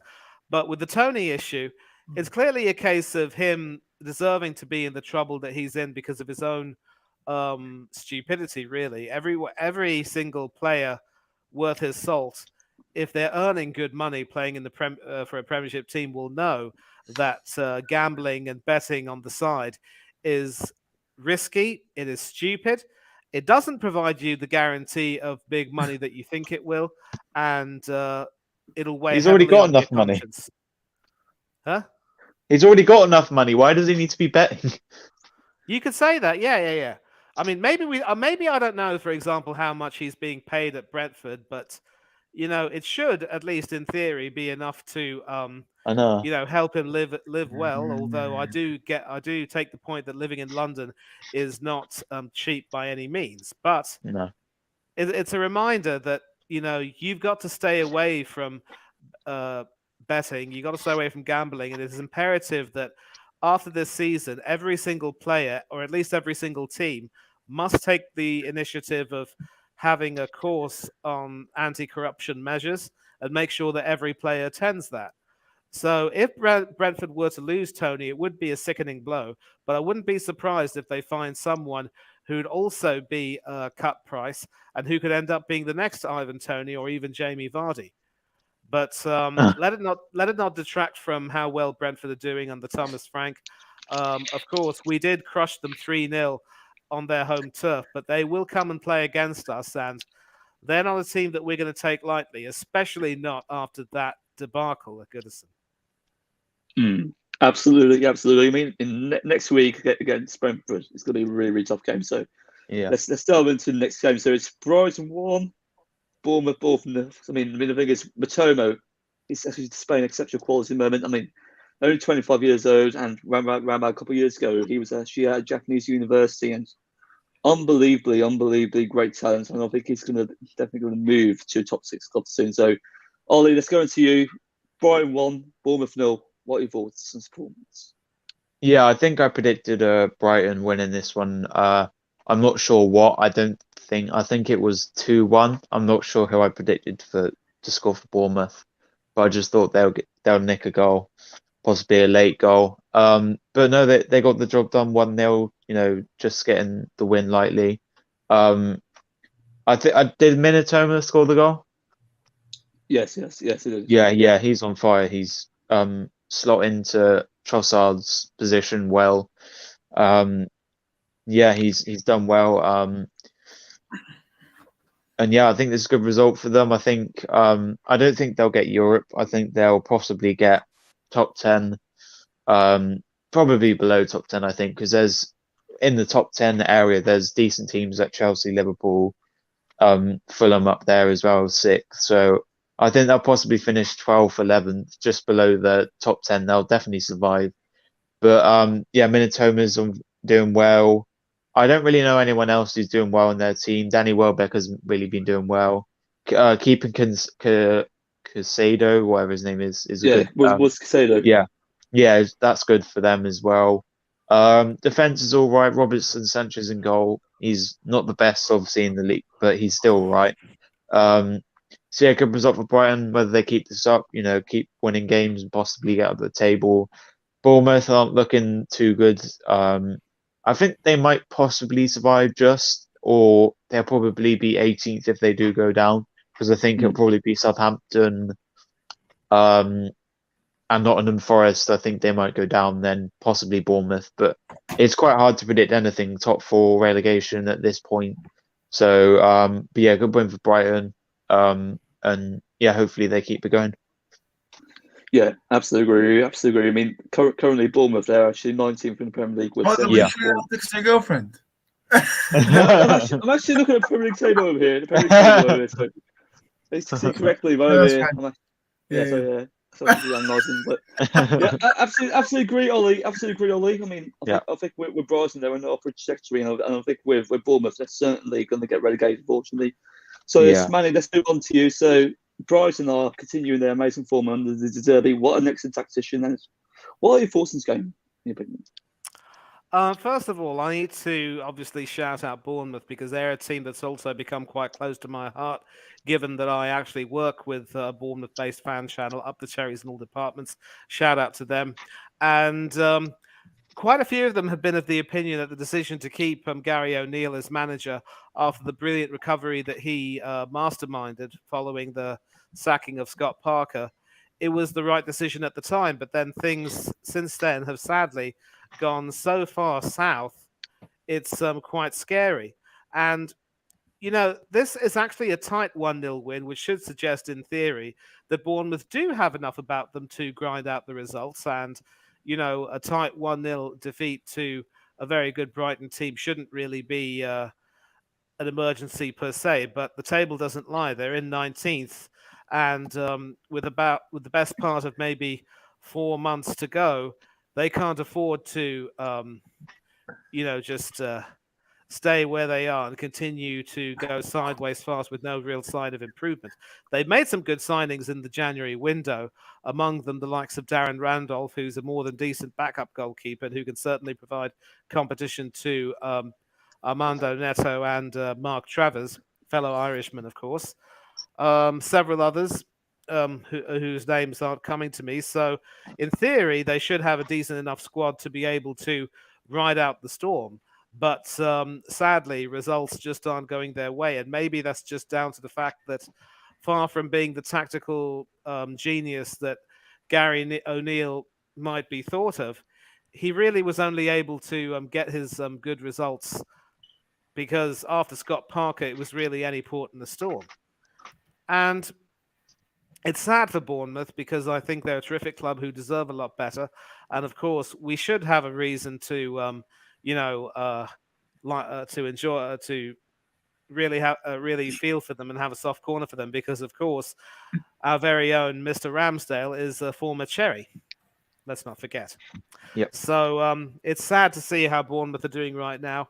And it may very well be that if Jesse Marsch could be sacked by Leeds, Gary O'Neill might also be asked to leave by Bournemouth. But again, the prospect of having 3 managers in the season, would that be good for them? I know Watford had that when they sacked Ranieri and their first manager, I believe it was Silva, and then had a third manager in an entire season.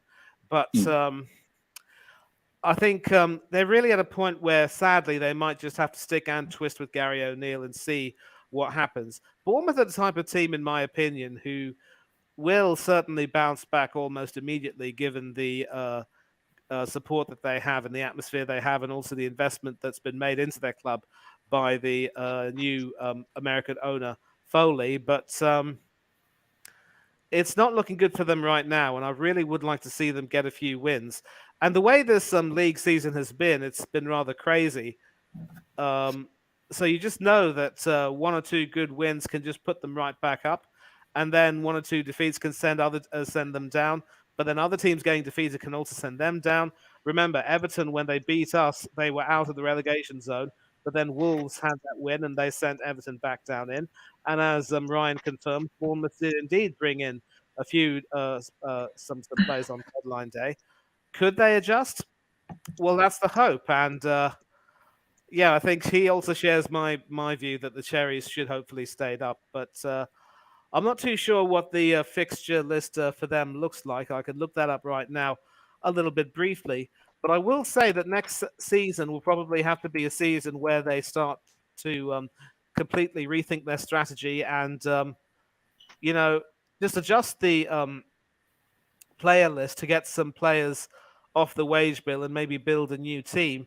And it could very well be that O'Neill would be asked to stay on as an assistant coach, a deputy to someone who with more experience who can do the job.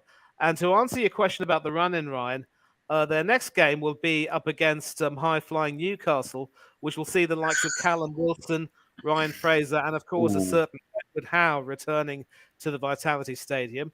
Bournemouth will then travel to Molineux to play Wolves. They've got an absolute killer of a game against Manchester City at Wow. the Vitality again. They then come back to the Emirates to play Arsenal, and then they've got Liverpool in a repeat in the return fixture from that fixture where they lost 9-0. So the fixture list looks very daunting for them, if that answers your question. And wait a minute, where are my manners? Where are my manners? I will share this thing with you right now. But yeah, Ollie, do you want to start? Give me a couple Go of ahead. seconds, I promise you. Yeah, so No, wait, let Manny finish what he's saying, and then I'll shout my session. Go ahead, so- it's all yours. yeah, so this is it. Bournemouth, Newcastle on the 11th of February. When's that wrong 18th, one? Wolves and Bournemouth. 25th, Bournemouth, Man City. 4th of March, Arsenal, Bournemouth. 11th of March, Yes. Bournemouth, Liverpool. All Saturday kickoffs and against teams that could fancy their chances against them. So not a very happy run in. Absolutely agree. So let's move on to Ollie. So fortunately, right now you've got to go. So Yeah. over to show your socials and tell you where we'll find you. Yeah, guys, so big up. I did want to stay on, put talks about a few other games, but I do have to go. So big up the panel, obviously, Traps running earlier, and Joel and Hardeep for hosting, and of course, the rest of Manny. So obviously, socials, as it says down there, former of Deej Sinclairo, that is my YouTube channel, Deej Sinclairo. Make sure you watch back my videos for public watch hours. Go like some of my recent videos. I did a stream the other day. I'm not sure when my next stream is, possibly this week, possibly next week. Go subscribe to me there. I'll sub back if you tell me that you've subbed to me. On Instagram it's ollie.sinclair556. Make sure you follow that, and I've got a new reel. Make sure you like that. I've just posted that today. And if you want to find me on my fan page, I do like match day edits and full-time edits and stuff like that. That's Aaron_Ramsden fan page 1. Apart from that, you can find me on other socials. Just DM me for other ones like Snapchat and TikTok and stuff. But obviously, yeah, big up for having me on in the panel as well. Obviously, I did want to say and talk about other games, but obviously I've been on for a while now and I do have to go. So yeah, big up, guys. Hopefully see you in the next game. Hopefully Arsenal bounce back, and by the next review or whatever next stream, hopefully Arsenal have got a win on the board. Big up, guys. Have a good rest of the stream, and I'll see you in the next stream as well. Make sure you subscribe to my YouTube channel, obviously, and follow my Instagram as well, and like my new reel on there as well. So yeah, big up for having me on, and I'll see you guys soon. Big up, bro. Big up. See you guys. Okay. Right, let's move on to the remaining games. So Newcastle won, West Ham won. So what an intriguing game was St James Park, and the thing is with Newcastle, they're on excellent momentum at the moment. Fortunately, they couldn't get a win against West Ham United, but they're currently in fourth place, I believe, with 40 points, and we're actually around about 2 points ahead of them in third position. So, Manny, let's move on to you. So, what are your thoughts on this game? Can Newcastle somehow get another positive result again? Yeah, a surprising result in many ways, but certainly one which also helps keep David Moyes at least slightly above water. And you just know that West Ham are going to struggle as well come the end of this season. But I think they could potentially have enough about them to stay up, but only just, mind you. And Newcastle as well. This just goes to show that if you're going to compete for the top honours and European football, it's not going to be easy. And you are going to have games like this where you will try, but you will end up getting frustrated. And this has just been one of those games. But I think as long as they have the combinations that they've got working for them, the defense seems to be spot on. They just need to make sure that they get their strike force firing, and yeah, I think Bailey has pretty much said that maybe the Cherries could have brought in a new manager, but I think now it might be too late for them. But we'll see how that goes. I think they were so happy with the job that O'Neill did that they thought they could award it. But it just goes to show you can't reward players and managers with new contracts too soon, because again we saw against Everton, Gabriel Martinelli signed this new deal, had an absolute stinker at Goodinson. So, but so. This is going to be a game where Newcastle struggled, and they may have one or two games. It's how they overcome them that will count. And West Ham will huff and puff and try hard. As long as they have Declan Rice, they'll be fine. If West Ham stay up, that could add a few more doubloons, if you will, to Rice's value in the transfer market. But anything for West Ham will do. As long as they can continue to get points, they'll continue to blow bubbles. Let's just hope their bubble doesn't burst. Hopefully not. Hopefully not. I mean, last season with West Ham, they were definitely competing for Europe, and now they're in a relegation fight. But hopefully next season they can turn things around with Rice potentially leaving in the summer. So, all right, let's go to you. Newcastle 1, West Ham 1. What are your thoughts?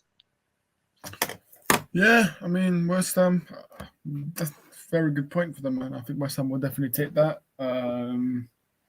I feel like West Ham, they should have, in fact, won this game because the amount of chances they've had, they should have just scored those chances. But listen, West Ham should be proud of themselves. And yeah, man,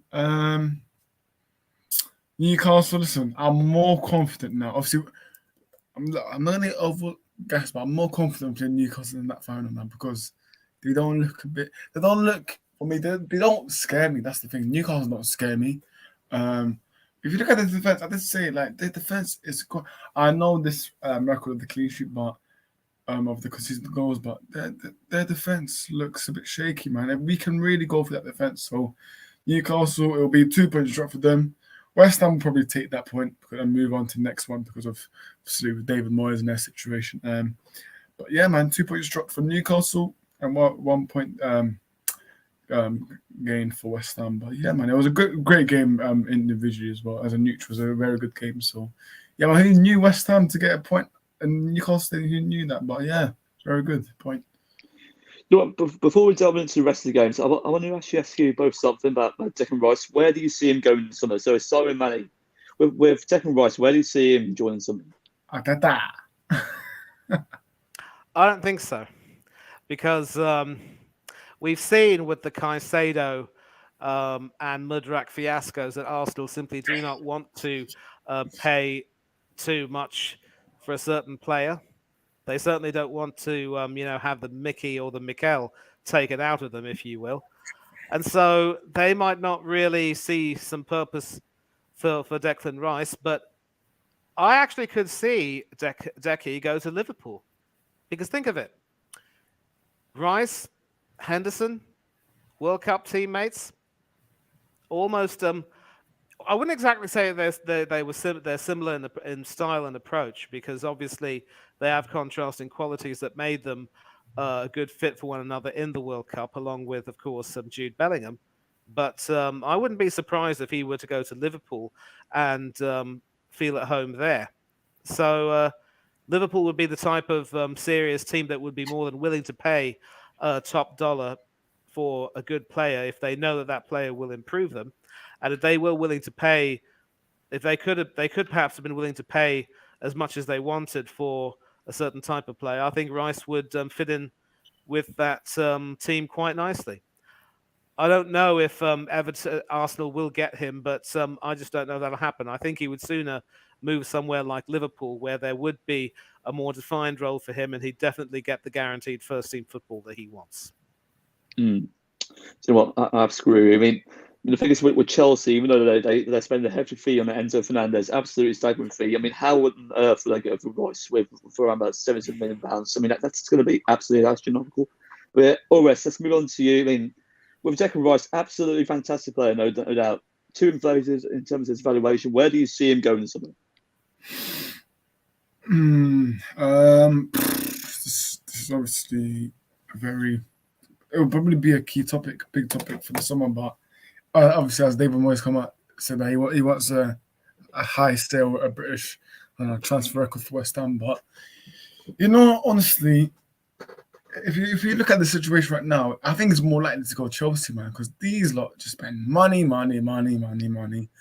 and they'll probably more likely to get investigated next. But it's either Chelsea. Listen, if United come in, I wouldn't be surprised.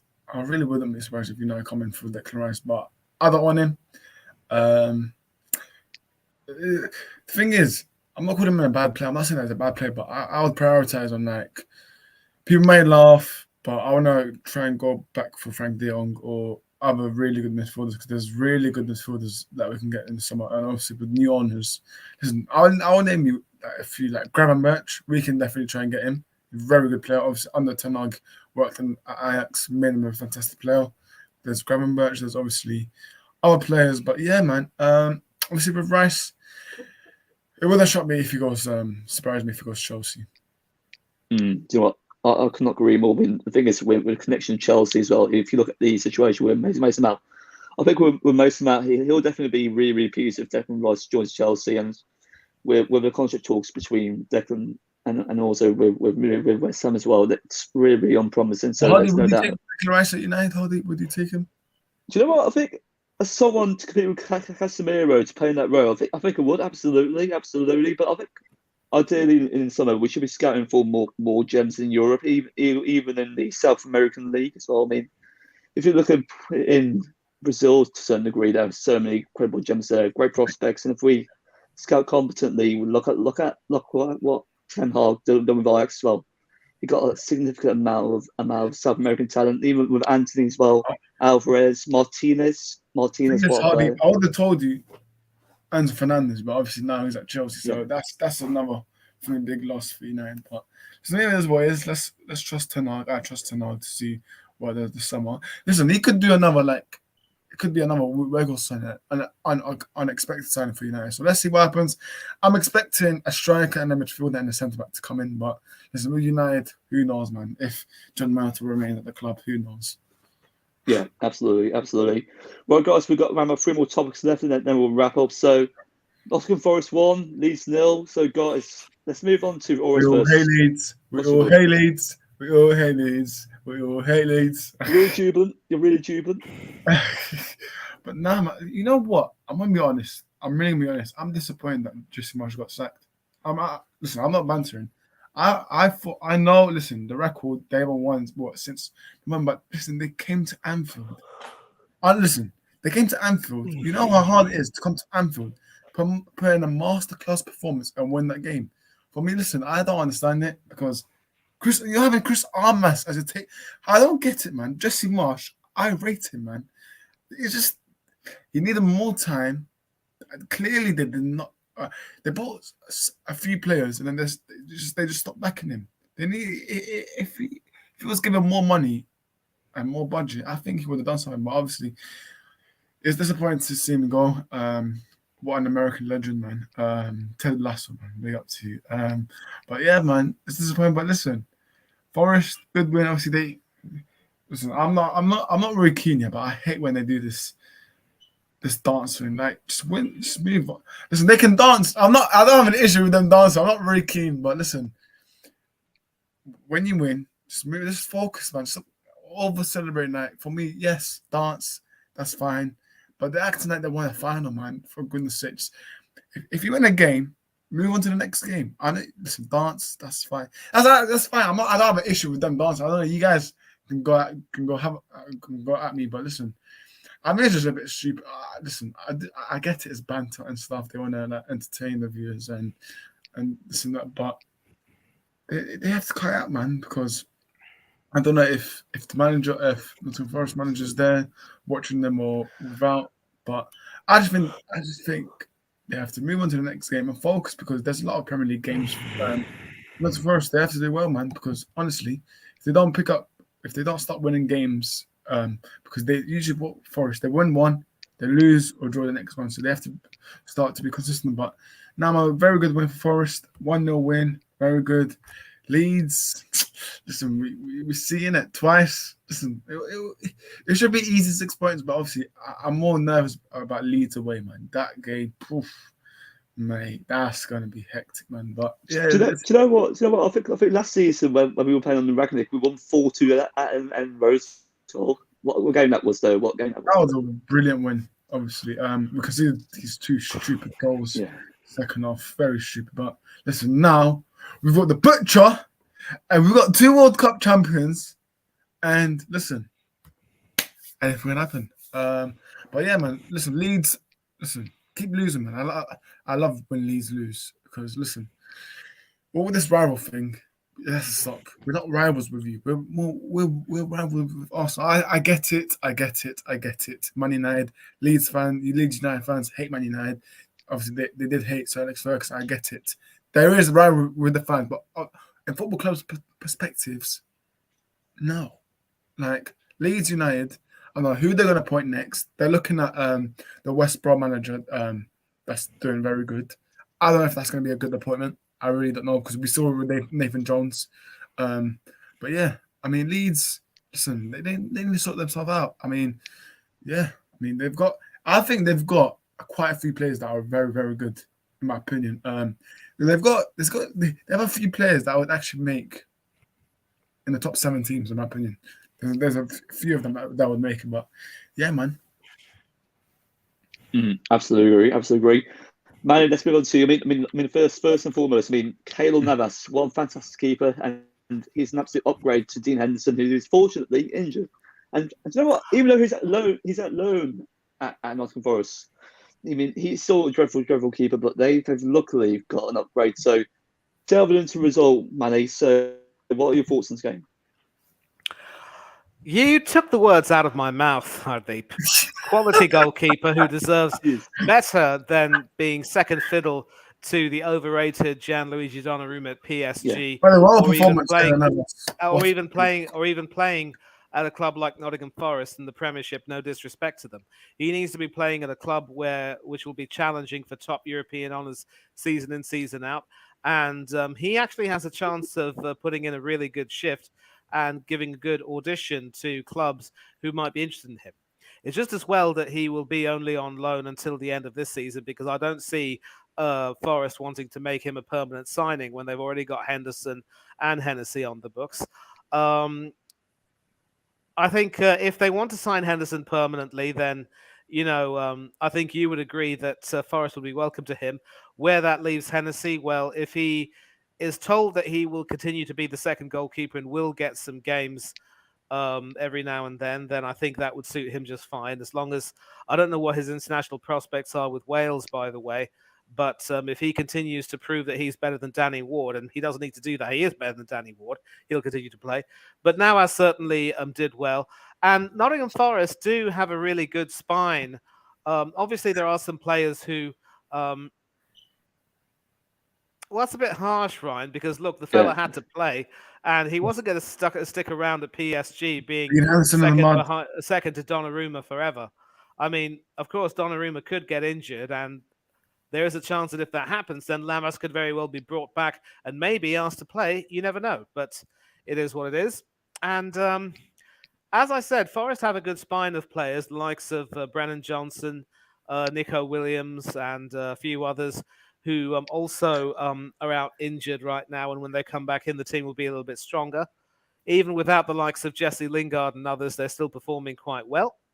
And they definitely have enough about them to make sure they stay up.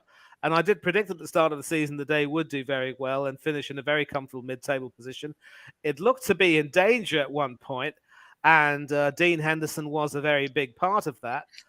Why he was given so much faith at one point ahead of Hennessy, I will never know. But Forest do look quite good.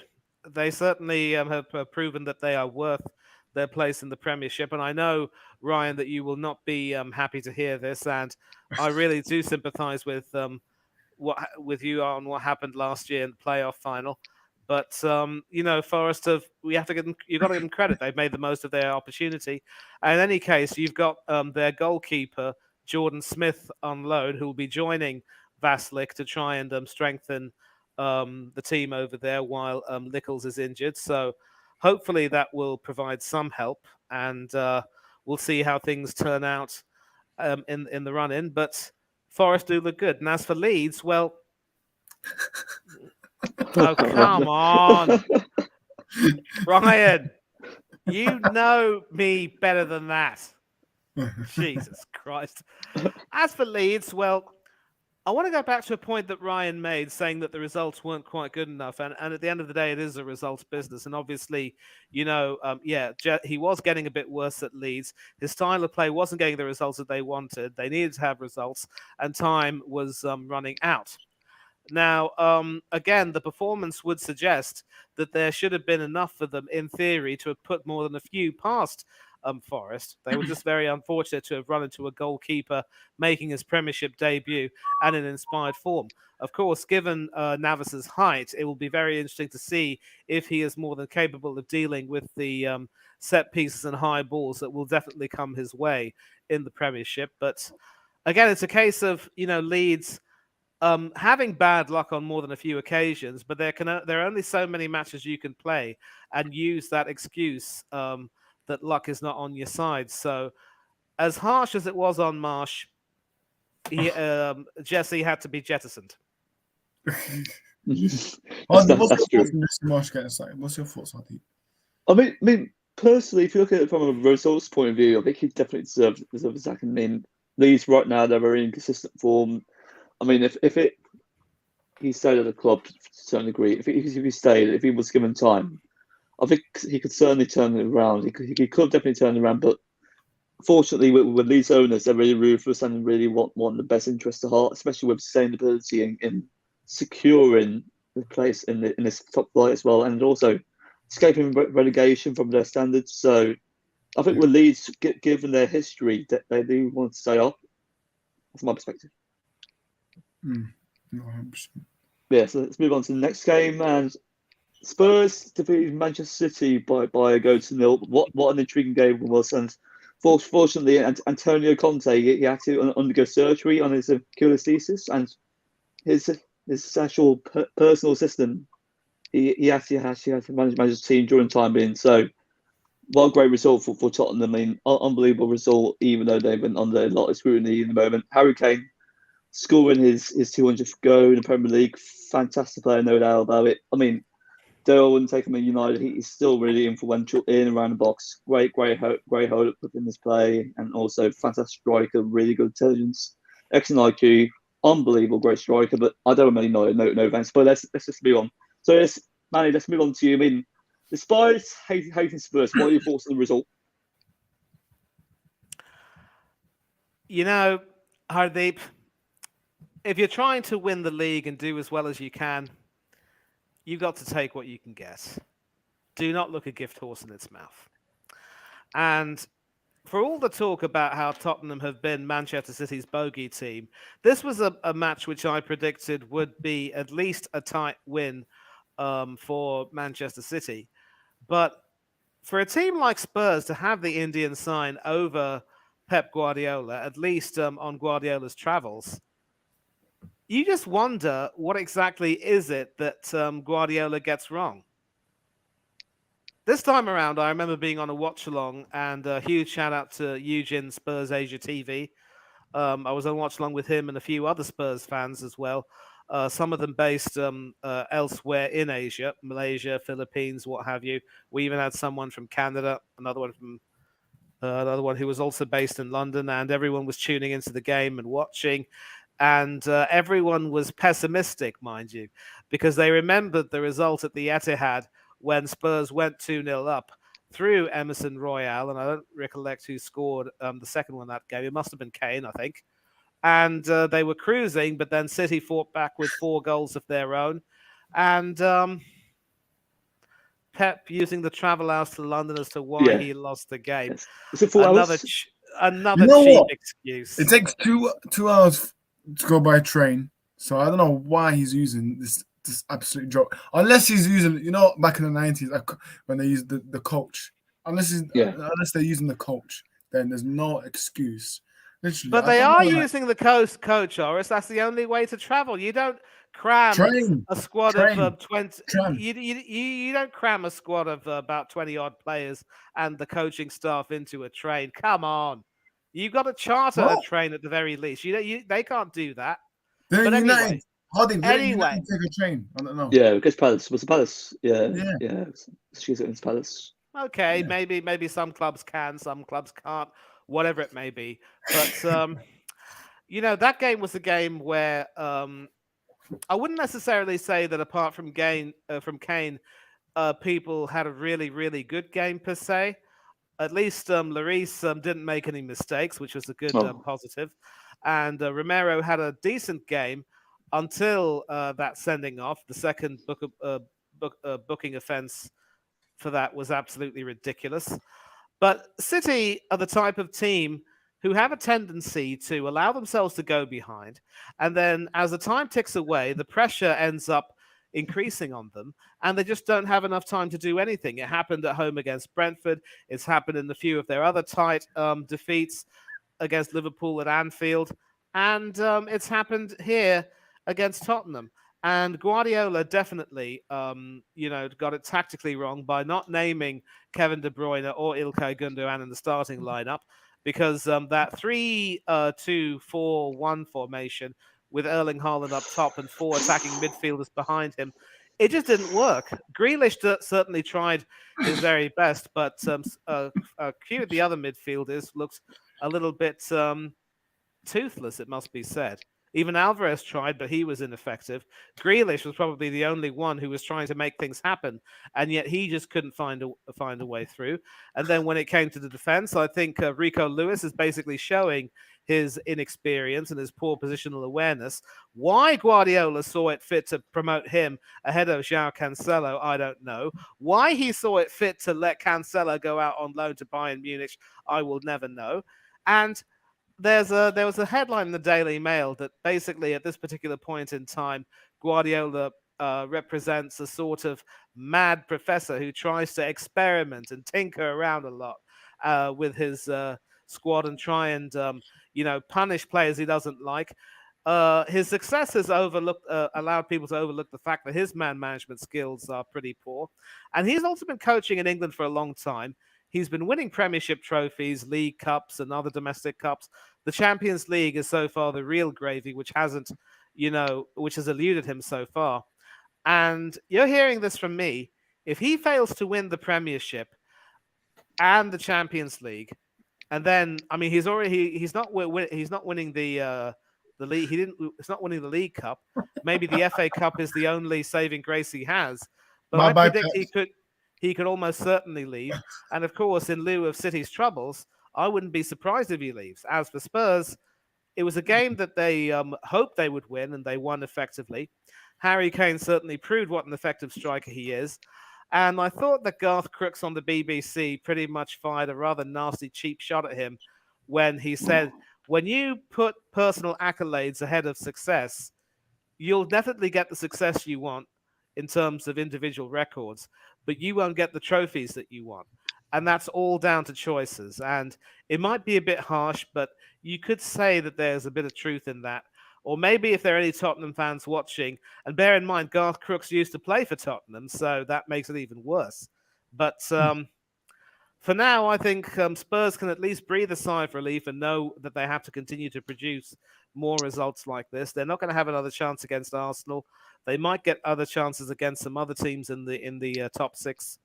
But they were good value for the win. And as for City, again, they're leaving themselves too much to do. And we could see them just stutter and grind to a halt when it comes to trying to defend their Premier League crown. And I don't see them winning the Champions League either. It could very well be, adios, Pep. It was nice knowing you. No, to add on money, I saw a reliable journalist from Spain say that Pep Guardiola, he's actually fallen out with many players. Oh yes, this quote over here. Let me do an actual impersonation of Erik ten Hag. I've admired both Manchester City and Liverpool. They play fantastic football, but Anela come to an end. Well, Listen, of course, listen. as United fans, you would know because the Alex Ferguson era came to an end, and Marty, you had to start from feel scratch with free David to Moyes, chant Louis van along with Gaal. me. Yeah, sorry, man, Garen. You had to start from scratch again with David Moyes, Louis van Gaal, and worry. end up with Ten Hag to sort of get back to at least some semblance of normality in terms of challenging for titles again. So eras end, new eras can Marty, begin. feel free And to tell me. The city is yours. The city is yours. 40,000 seats. Are you for sure? Listen, City are crumbling. We all need to respect Ten Hag. Not just because I'm saying it as a United fan, but I was seeing so many comments saying, "What's Ten Hag talking about? He's only saying it to make United fans gas up." But he's right, man. I'm being deadly serious. I'm not trying to be like saying, "Oh, I'm not trying to defend United," but I'm being serious. Like, if you look at it as a neutral perspective, Ten Hag was right all along. People were laughing at him saying this and that, but we need to respect him because I'm not seeing enough. And also, Greenish. Like, why we not? Why is why are football fans not talking about him? Because when Anthony does a mistake, oh, Anthony this and that. But when it's Greenish, oh no, it's fine, it's fine, it's fine. It's fine. Like English Do player, you know what? It's actually hypocrisy by the media. I mean, it's clear it's bias. because when a foreign player comes in, they will definitely talk about him. But when it's English, it's fine. Give him time. But listen, City are crumbling. Me and Hadib are enjoying it because listen, Pep did say the day he finds out the club lies about him, obviously with the investigation thing, he will leave the next day. And as it looks like, they've clearly lied to him. So obviously, City can't. What is it? They can't do anything. They can't actually get rid of these actual events as well. Yes, listen, home charges. they're gonna get a points deduction. Hopefully, listen. By the way, what pisses me off is that they're saying that Oli, the greatest manager, because he's going to get the Premier League. Listen, man, can we all just stop with this nonsense, man? Oli's not going to win the Premier League. He's not getting that medal. Same with Mourinho. They won't do that anyways. I don't think they will do that. I think it'll only be a points deduction, in my opinion. Points deduction, that's it. Because there's no way they'll do that. Let's scrap this title that he won back in 2017 and give it to United. They won't do that, in my opinion. No, look, here's the thing. Here's the thing, though. I think some of us, you boys might not have been born then. I remember being about 10 or 11 years old. But Marseille FC were involved in a really huge scandal back in the day when apparently under the aegis of their then chairman, Bernard Tapie, they were trying to get, I think they tried to get a club, Valenciennes, to try and they were trying to sort of manipulate the result of that match, making it a draw or a win instead of a loss for Marseille. And apparently, because that one was seen to have, this is right here, the Tapie era from 86 to 96, the bribery scandal and decline.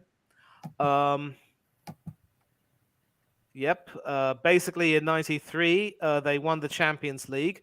And Didier Deschamps and Fabien Barthez, who, of course, were teammates in that France 98 World Cup winning team, were also teammates in that Marseille team, the youngest captain and goalkeeper to win the title.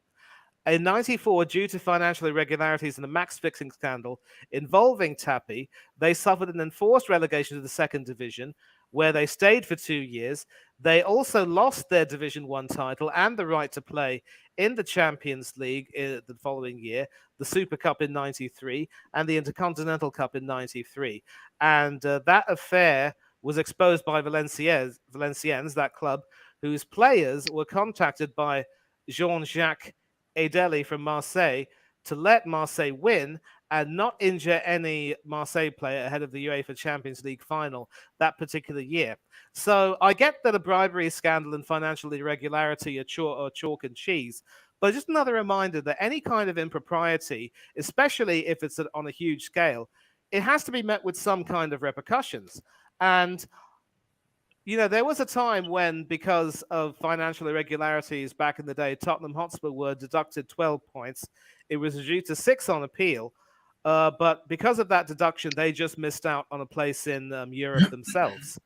So we could see some very strict punishments being given to Manchester City, and it could very well be that they could be stripped of 1 or 2 titles if they were found to have breached the fair play rules. And it's Only another warning champions. and it's another warning to other clubs, including Chelsea and maybe even Arsenal or whatever, or any clubs which have spent big, that if you are United. found to have participated in any kind of irregularity, you could be in trouble. So Especially with United. we will need to watch this space and find out what happens to Manchester City. 100%, man. 100%. Because listen, we need to look at United as well. Because I'm now afraid that obviously they don't look anything into United. Because listen, they might look into this 80 million deal for Maguire and look like, oh, was there anything into that? So listen, I think,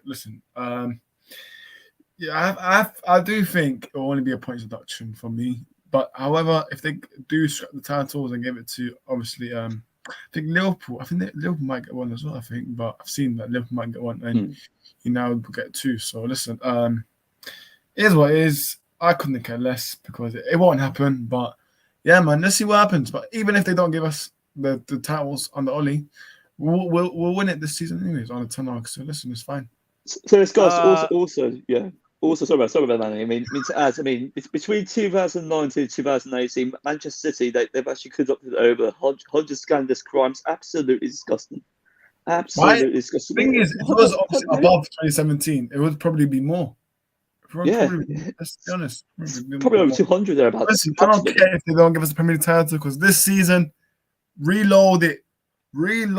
21 is coming. Manny, you heard it first. I heard it, but I want you to hear. I want you to hear this. At this stage, you are 8 points behind Arsenal. You've played one more game than us. We could be 11 points clear of you if we win our game in hand. Don't get too cocky, son. Listen, it's very true. We'll see. We'll see what happens. Yes, we will see. We will see.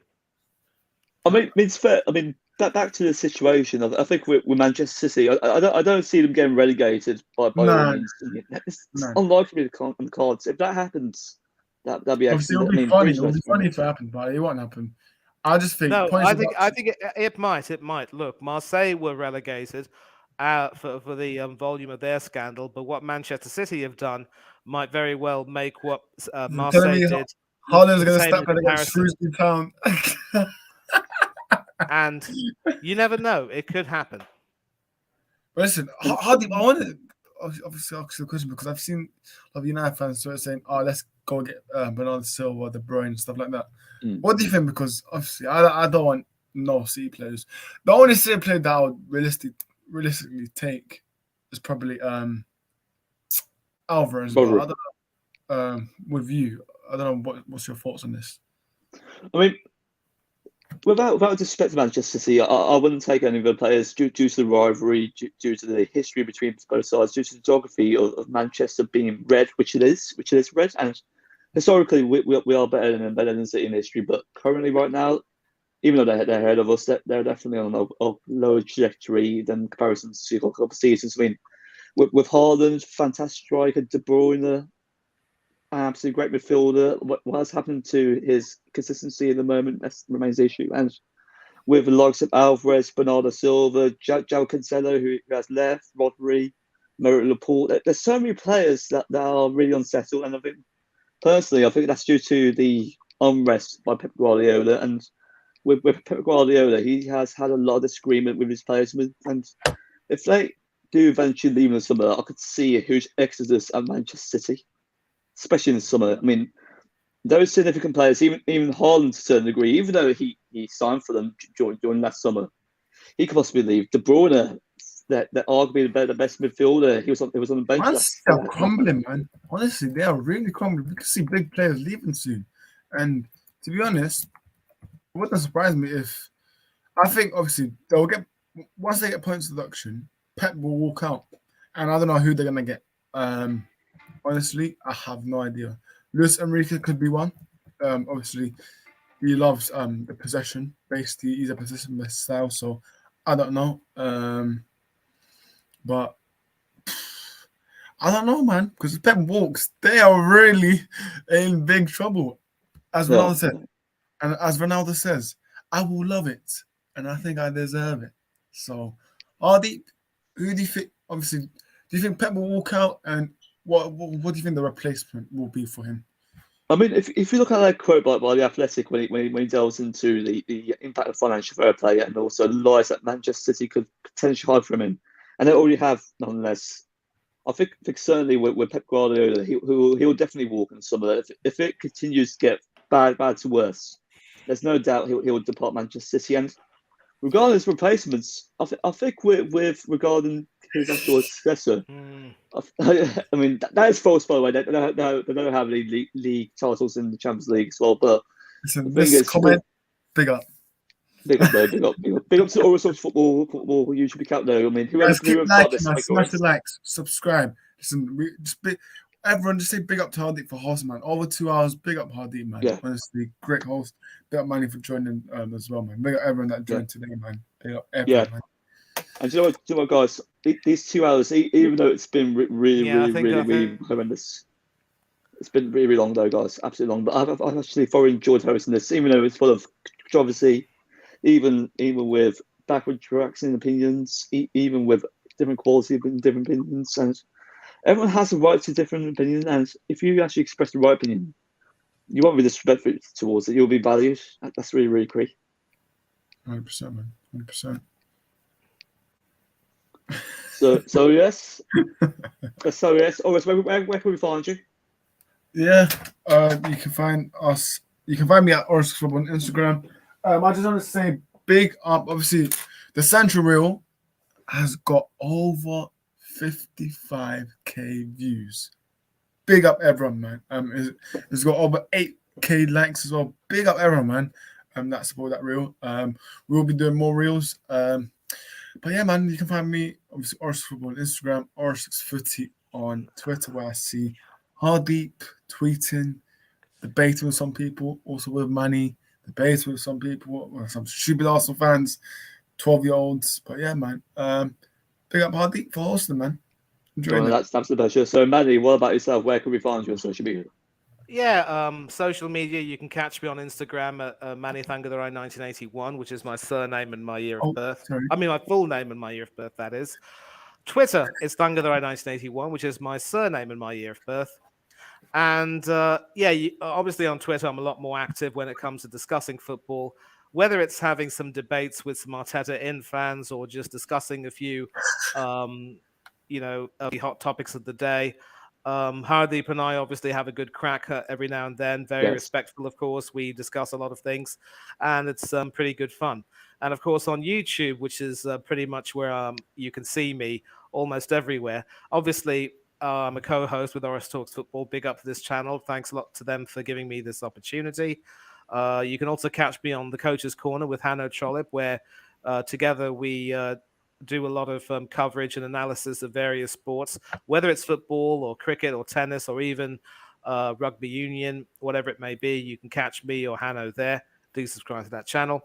Huge shout out to Del Boy Gunner TV, S. Beatley TV, Tony Claude Gunner TV, Danny AFC TV, Up the Cherries in all departments, the Bournemouth fan channel, Bailey Francis as well. I've done a few videos with him. Really good fella. And Chelsea Dan as well. I've done more than a few streams with him as the neutral Arsenal fan who just contributes to a debate. Eugene Spurs Asia TV and several others with whom I've done a few streams, but I can't quite recollect at this point in time. And if I don't mention you, you will get a check at the post. But you are important to me anyway. And as I always say, this particular time, especially in lieu of what's happened in Turkey and Syria, it's a reminder that humanity is really the most important thing, and that things like football are just trivial at this point in time, and they should serve as a means of uniting people, not dividing people. So it's about having respectful discussions and just coming to a resolution. So thanks a lot to everyone who's joined in. And to all those of you who contributed in the chat. You are why this channel keeps thriving and going forward. Have yourselves a good week and sleep well. Don't do anything that three of us wouldn't do. And for now, I'm out. Obviously, before I do Right. sort of screen Hardy, thoughts and prayers to anyone Turkey that's lost their lives and closest relatives, because obviously right now, yeah, man, I'm out of hours, man, because really, really sad for Turkey, man. But this is life, man. This is the world, man. Unpredictable things can happen. So yeah, man. What's prayers? But absolutely. Hardy, do you want to show yourself and yeah. Yeah, and you know what, guys? You know where to find me. HDM United Stand on Instagram. If you want to follow me personally on Instagram, it's HS7. Even if you want to see my football debates on Twitter, arguing with delusional Ole Gunnar Solskjaer sympathisers, Ole Gunnar Solskjaer outers, even Goes Inners, you can find me on Twitter at HSadwell MUFC, all lowercase. That's where you can find me. And also on All Talks Football, we're going to continue thriving during this 2023, and without your impeccable support, we wouldn't be where we are. Also, keep an eye on our content. You don't know what we're going to post. It's going to be absolutely electric, absolutely appealing. And certainly subscribe to the channel if you're new.